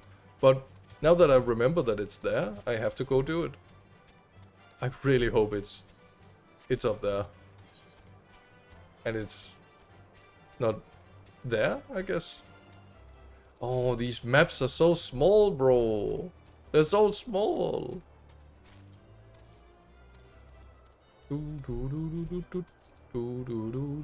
It's not here. It is the other place.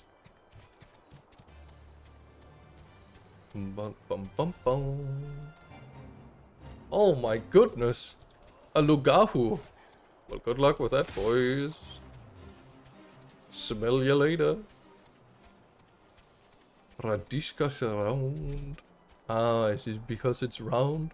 You know, in my country we call this a point of interest.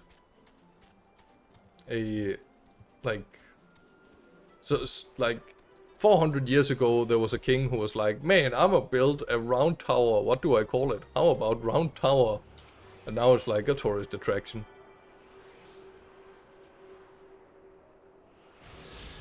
Is there another one? 771 yams to the east. I'm not going to the east. I'm good. I'll just head on back to where the main story quest is going.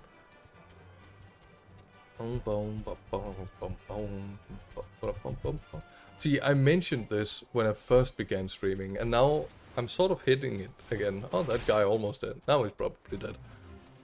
I really do find it impressive how some streamers are able to, like, talk for so long and also remain interesting for the duration of the time.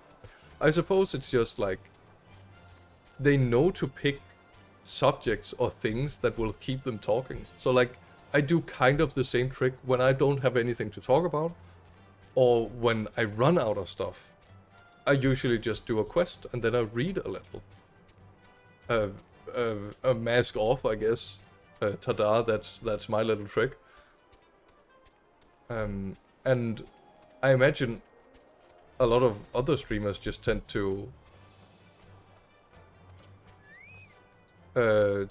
sort of do the same, but they like put themselves in a situation. Having a chat that's a little more active can also help. It can help, but I imagine like they try to put themselves in scenarios where they constantly have something to talk about, which is why I think collabs are really good, because collabs is something where you can talk back and forth with other people.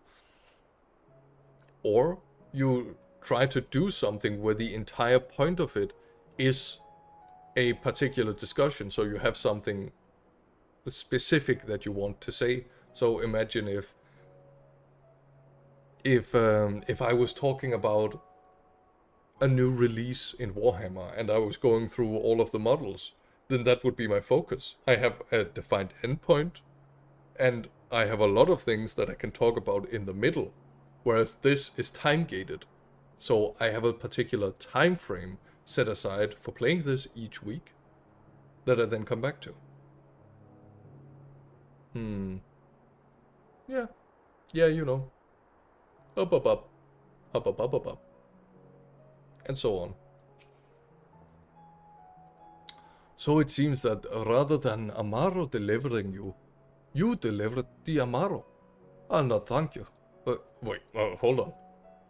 I'll not thank you. Well, I expect all my soldiers to make themselves useful.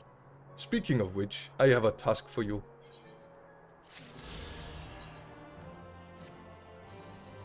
In readiness for the operation, the Amaro will need to be treated and to the same serum as us. As you well know, however, it is not pleasant.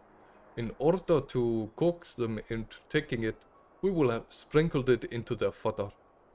All that remains is to feed them. A task I am sure you will enjoy. Fetch the fodder and the Armado will launch and see to 4 of the beasts dismissed. Okay, sure thing, boss. I get to feed the animals. Oh goodness, there's a lot of blue quests that I have completely ignored for so long. Having a chair gives you something to build on. Yeah. I get what you're saying. But like, I feel like some of the onus should probably also be on me as the streamer. That I should be able to some extent, be able to yap for the 4-hour segment that I set aside, right? I wouldn't be able to do this if I did it more than once a week, I don't think. Because I don't really know what else I do. I just play more of this, but I'll definitely run out of stuff to talk about. Here go, here's your food. Gui. The Amano happily devours the fodder. Oh, so it's not that better, it seems. So, I think, like, what some streamers are really good at is to understand what can keep them talking, especially talking about something that's also interesting to listen to. Or at least for the viewers, right? Yeah. Stories also. I think what I'm doing, where I write down things that happened during the week, is a really healthy way to also do it. Because it's another way for me to, like, work through... work through the stuff that that happens during the week, and also talk about it, and it's kind of fun. Yeah. Definitely a skill that is being developed as we speak. Gui. The Amaro is wary at first, but appetite eventually wins out, and it accepts the fodder. I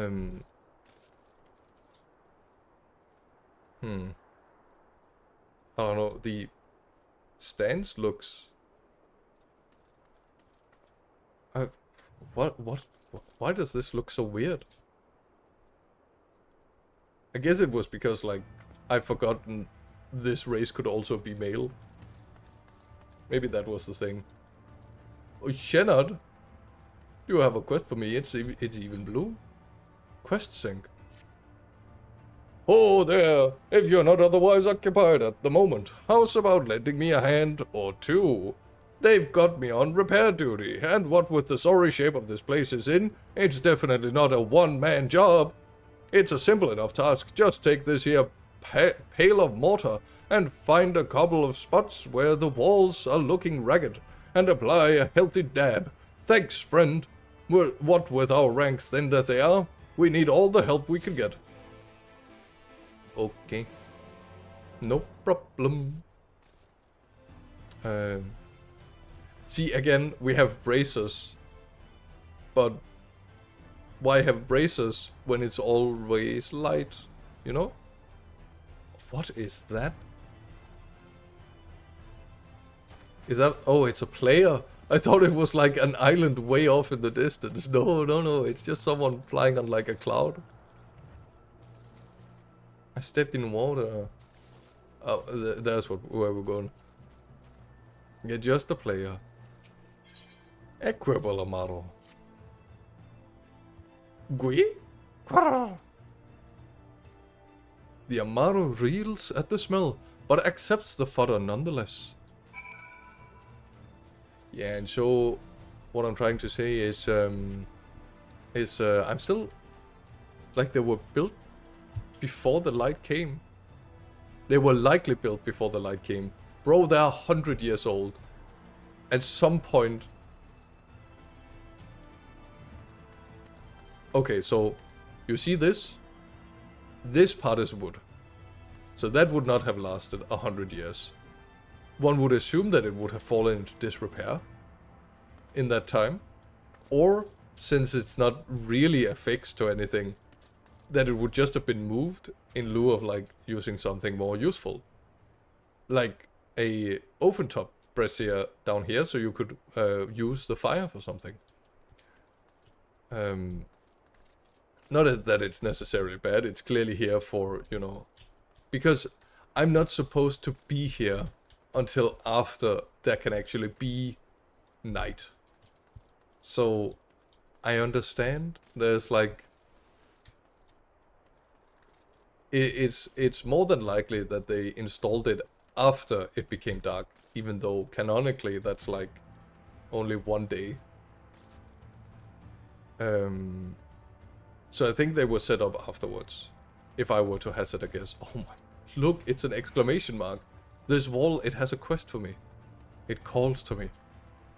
And I resist. Is that... What is that? Is that the city? No, the city's down in this direction. Yeah, because that's the Crystarium.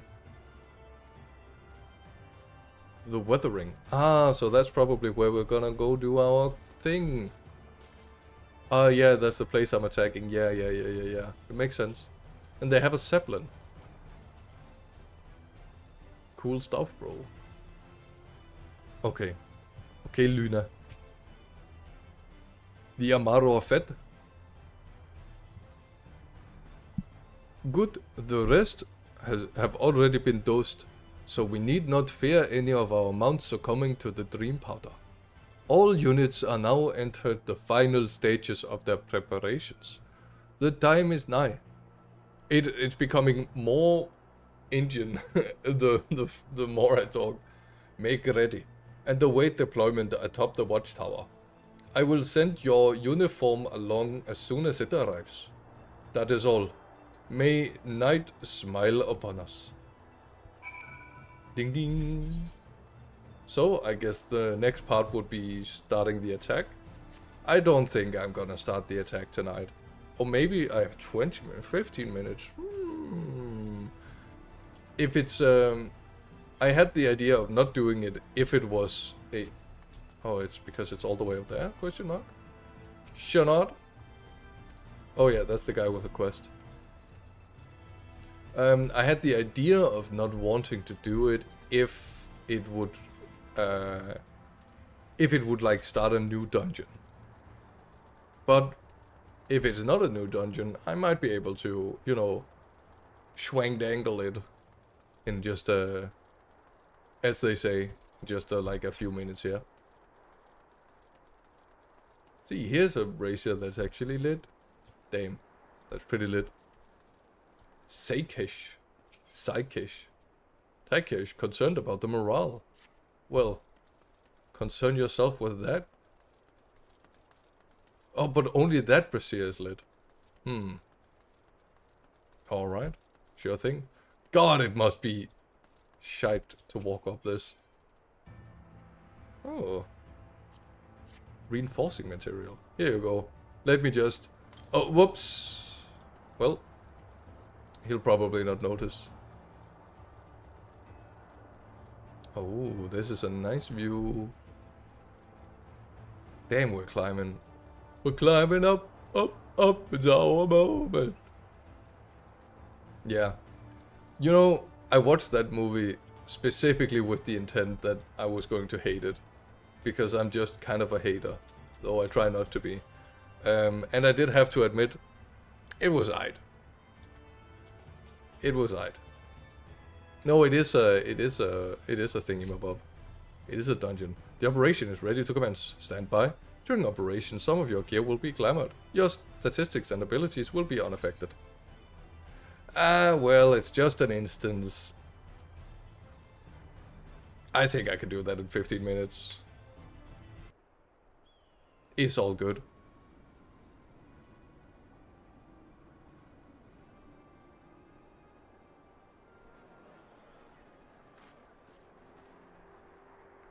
You're not reading chat at all? No, that is correct. That's because last time I looked, it was, that's the place you are attacking. And then I looked at, that's not what Menphelia looks like. Keep moving. And then, like, while I was climbing, I was... You know how tough it is to climb that many not stairs?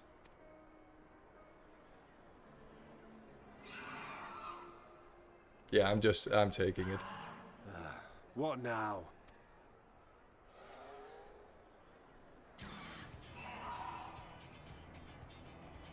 Oh, but it would have been such a good starter. Crystarium at a guess. Desperate fools. It'll take more than a handful of overgrown lizards to ground us.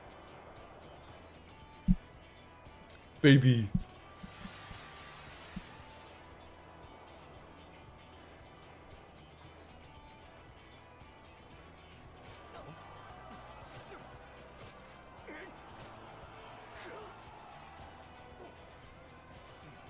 Gotta be... Sound the alarm!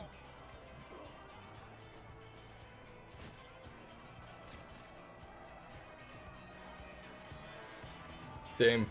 Black Rose is more pink than I thought. You know what I'm gonna do? I'm gonna quit out of the instance after I've watched this cutscene, and then we can watch the cutscene again next time. Isn't that exciting? Oh, it's me! La Gata. Captain, the powder has taken effect. It is time. Let us free the Oracle from their clutches.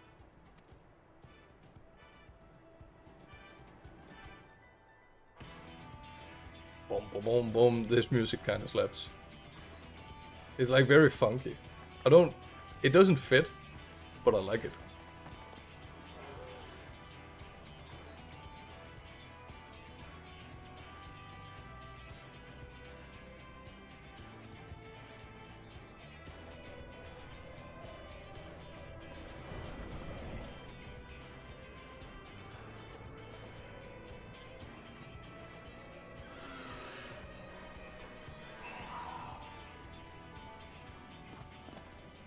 Oh yeah, them were cool.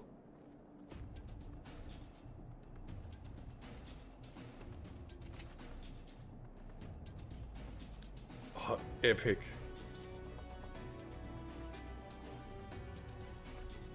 Well.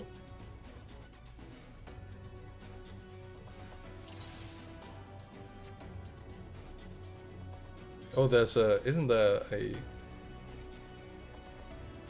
I thought there was a leave.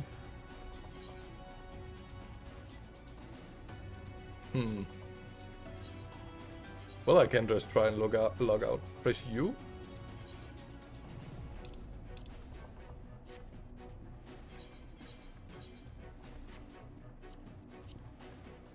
Is this the button?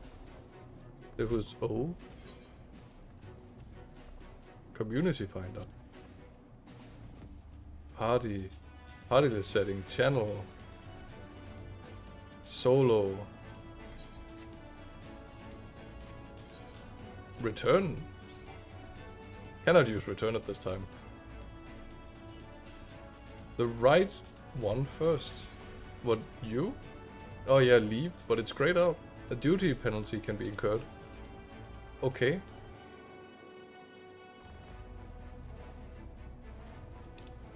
Oh, but I still want to leave though.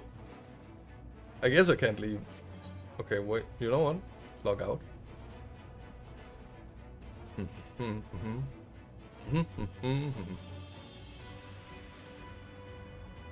Yeah. Quitting. Ding ding ding ding ding ding ding ding ding ding ding ding ding. Okay, now the interesting question. If I log in again, where does it put me? Damn, that look. Please wait and try again. What? Quit. Start. Well, that's what you get when you stop. It has half an hour timer. So I guess you just have to wait a bit. I guess. Well, that's stream for today. For the instance. Okay, well, I also can't log in. I can log in. See, I think this looks pretty. That was what I was talking about. Yeah, so it just puts me outside of it. Oh, look at that. Is that like... It is an island, but it kind of looks like an animal. Can I go there? Directly south. It doesn't look like it. I think this red point is this point. But maybe with this boat, there's like an instance out there. It does look too detailed for me not to have to go there at some point. Because when you compare it to these mountains where there is nothing, you know? Okay, so this is actually a little confusing. Why? So I originally thought, right? I originally thought that they wanted to make sure this place was like, oh, you're in a different world. Surely you don't zoom in and look at the name at the pen. No, surely I wouldn't. So the reason I looked at this purple stuff, I said it at the beginning. I was like, oh yeah, we're in a different world because the grass is purple. Where I've seen this trope before, because it happens quite a lot. But there's also just green. Green right there. Which, you know, completely confuses me. Wait, what is... Is there a big tree? It's around this guy. Forest of the Lost Shepherd. This tree confuses me. Because it has like an animation set. It is not a creature, because then I wouldn't be able to see it from this distance. Anyway, let's look at it. The Isle of Ken. Damn. It's weird that this like little peninsula thing is called an isle. But, you know. And then we have lap. Lap and knot. And brick. And weed. All the way around. Like this way around. Apparently named for some reason. Maybe the tree is where you arrived in this world. Is it? God. Where did I arrive? Forest of the Lost Shepherd. Did I arrive here? I don't remember exactly where I arrived. But it can't have been too far away. And it wasn't by Fort Job. I don't think. Man, I don't remember. But that would explain a bit. Let's see, what else do we have to look at for the next few minutes? Ilmeg. Meg. The Great Wood. The Holusia. Okay, so this is Norvrend, and Norvrend is... I guess spoilers, okay. So this is Lanosia. Lanosia is where that empire is. And Thanalan is where, like, people go to die. And then we haven't explored this area. There is some Giabania, but it isn't on the map, so I imagine it's just ignored. And then there's Ishgard and the dragon area. So that will be relevant probably. Since it's actually on the map.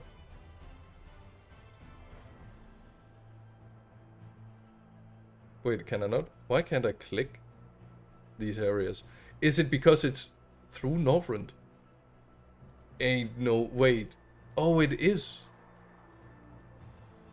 Okay. So this is Lanosia. This is Thanalan. And this... Okay. Yeah. I now understand what that is. And this is question mark because we don't know what that is. Okay. Yeah. Now I've spoiled myself. But... I mean, it's not that big of a spoiler. It's like when I've looked at the map, I've been told that my allies are in these regions, so I imagine I would go to the regions at some point. They are smaller than expected. But, you know, that's par for the course when it comes to expansions. They don't make like big, massive areas. They make... Wait, they make more than one area, right? They make 3 areas. That's the standard. So we've seen one, which is Norvrend. So at some point we'll probably see more. Perhaps like it would lean to be like we could see like another world, perhaps. If this is the size of one world, it could be something outside of the barrier. That could also be cool, though the map doesn't really support it. But you know, they could change it. They could be like, whoa, actually expansion. Or we could go to Garlemald.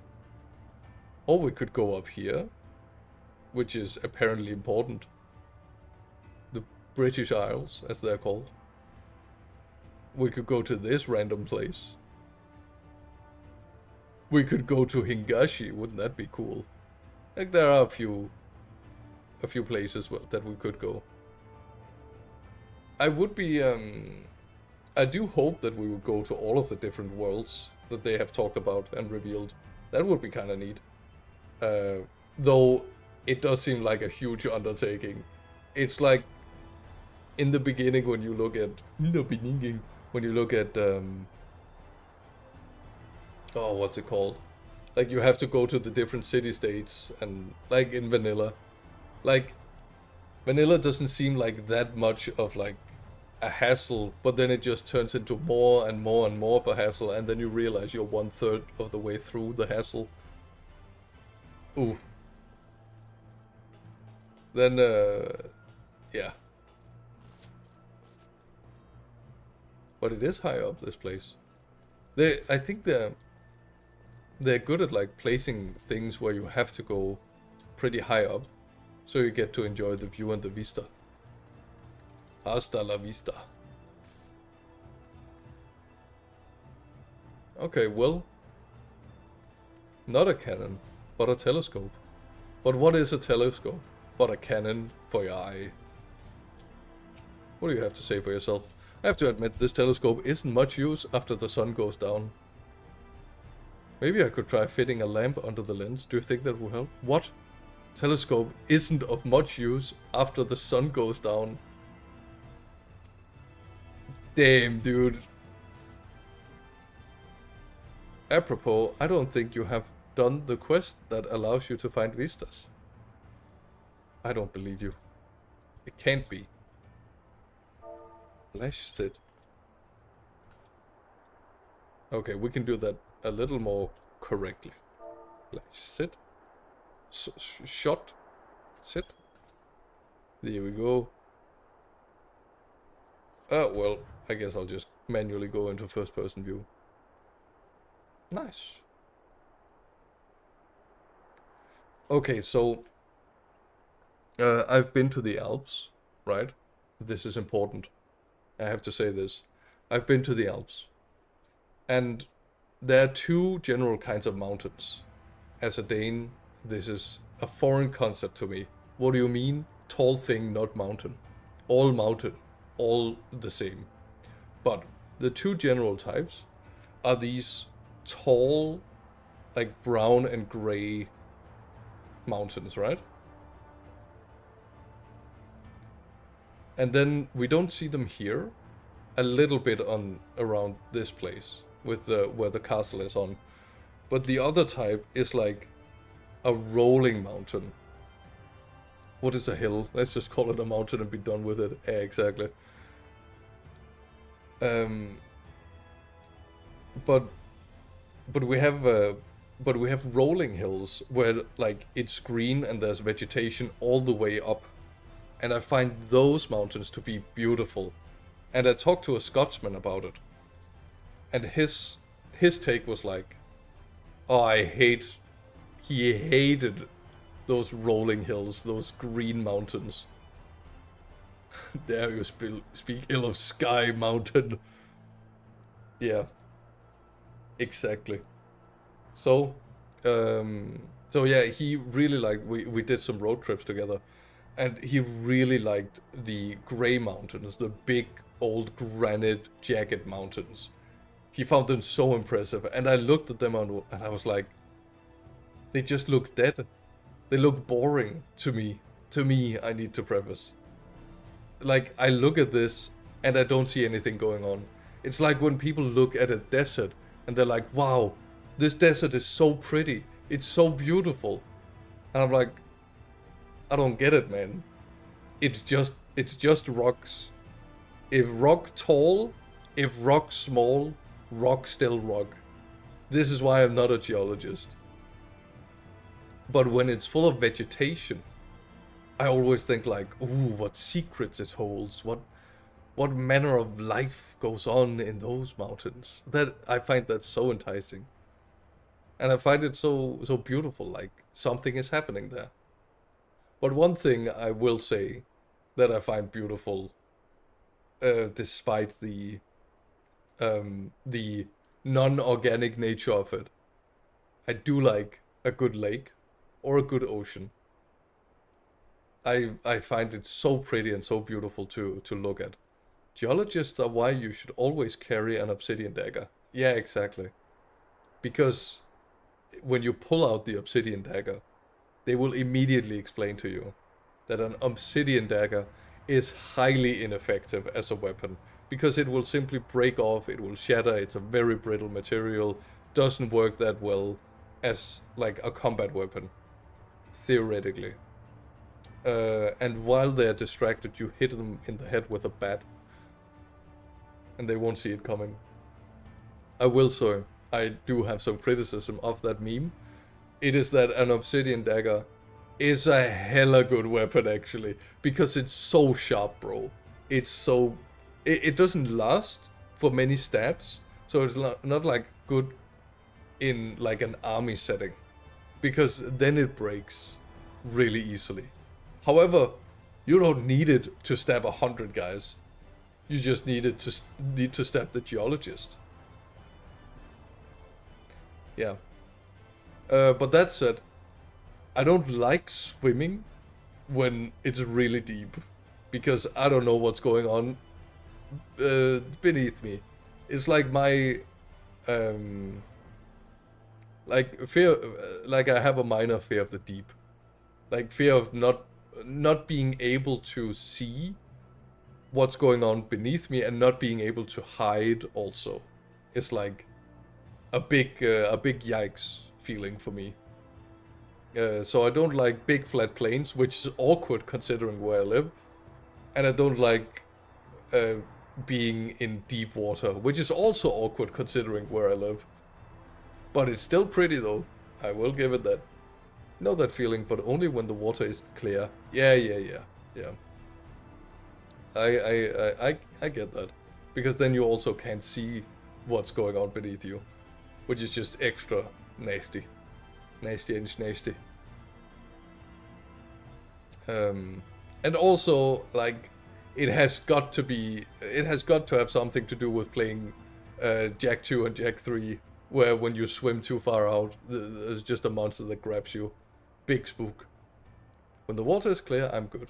Well, you know, good for you.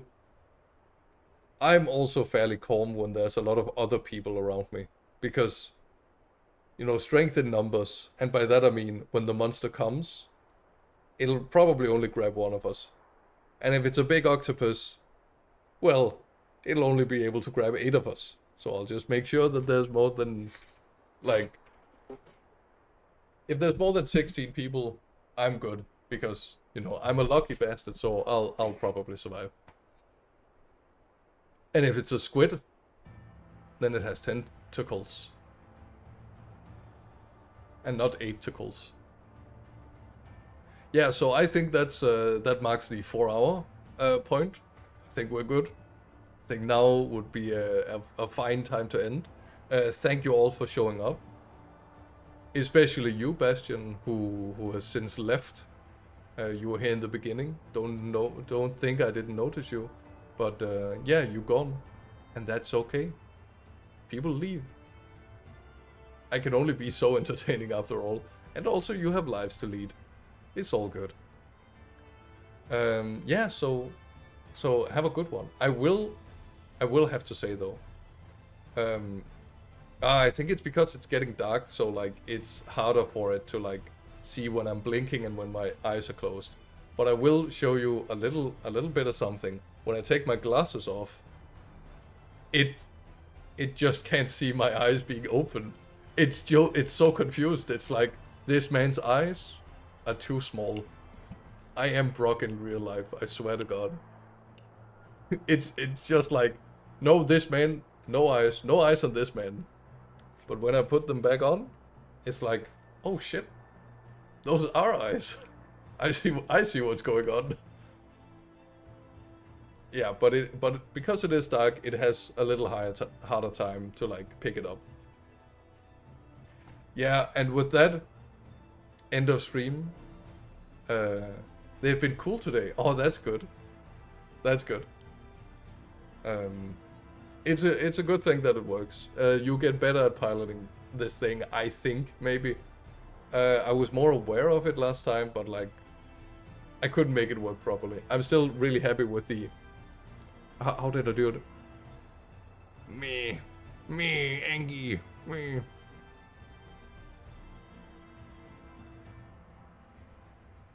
Yeah, well, you know, I'll have to play with it a little bit because, yeah, like furrowing my brows is not easy. It can't see it when I'm just furrowing my brows. I have to like do a bunch of stuff around my mouth to like pull my face together and inwards in order for it to like, oh, that's a frown. I get it. Okay. So, that's it. That's my ramblings for today. Thank you for coming and have a good one. Goodbye. And have a good evening. See you next week. See some of you maybe before next week. This weekend I'm going back to my birthplace, so I'll have a lot of very few stories to tell about like not being allowed to go where I want to go, and like I have to follow rules that I didn't when I was a child, and how the place that I used to live used to feel magical, and I get some of that magic back, but it's so small because not because it's small, because I'm big, and the main road that goes through the village that I always thought, oh, this is so big, it's so huge, is actually like tiny, teeny tiny. It's like the size of one lane on the highway. Yeah, anyway, goodbye and talk to you later. Bye bye.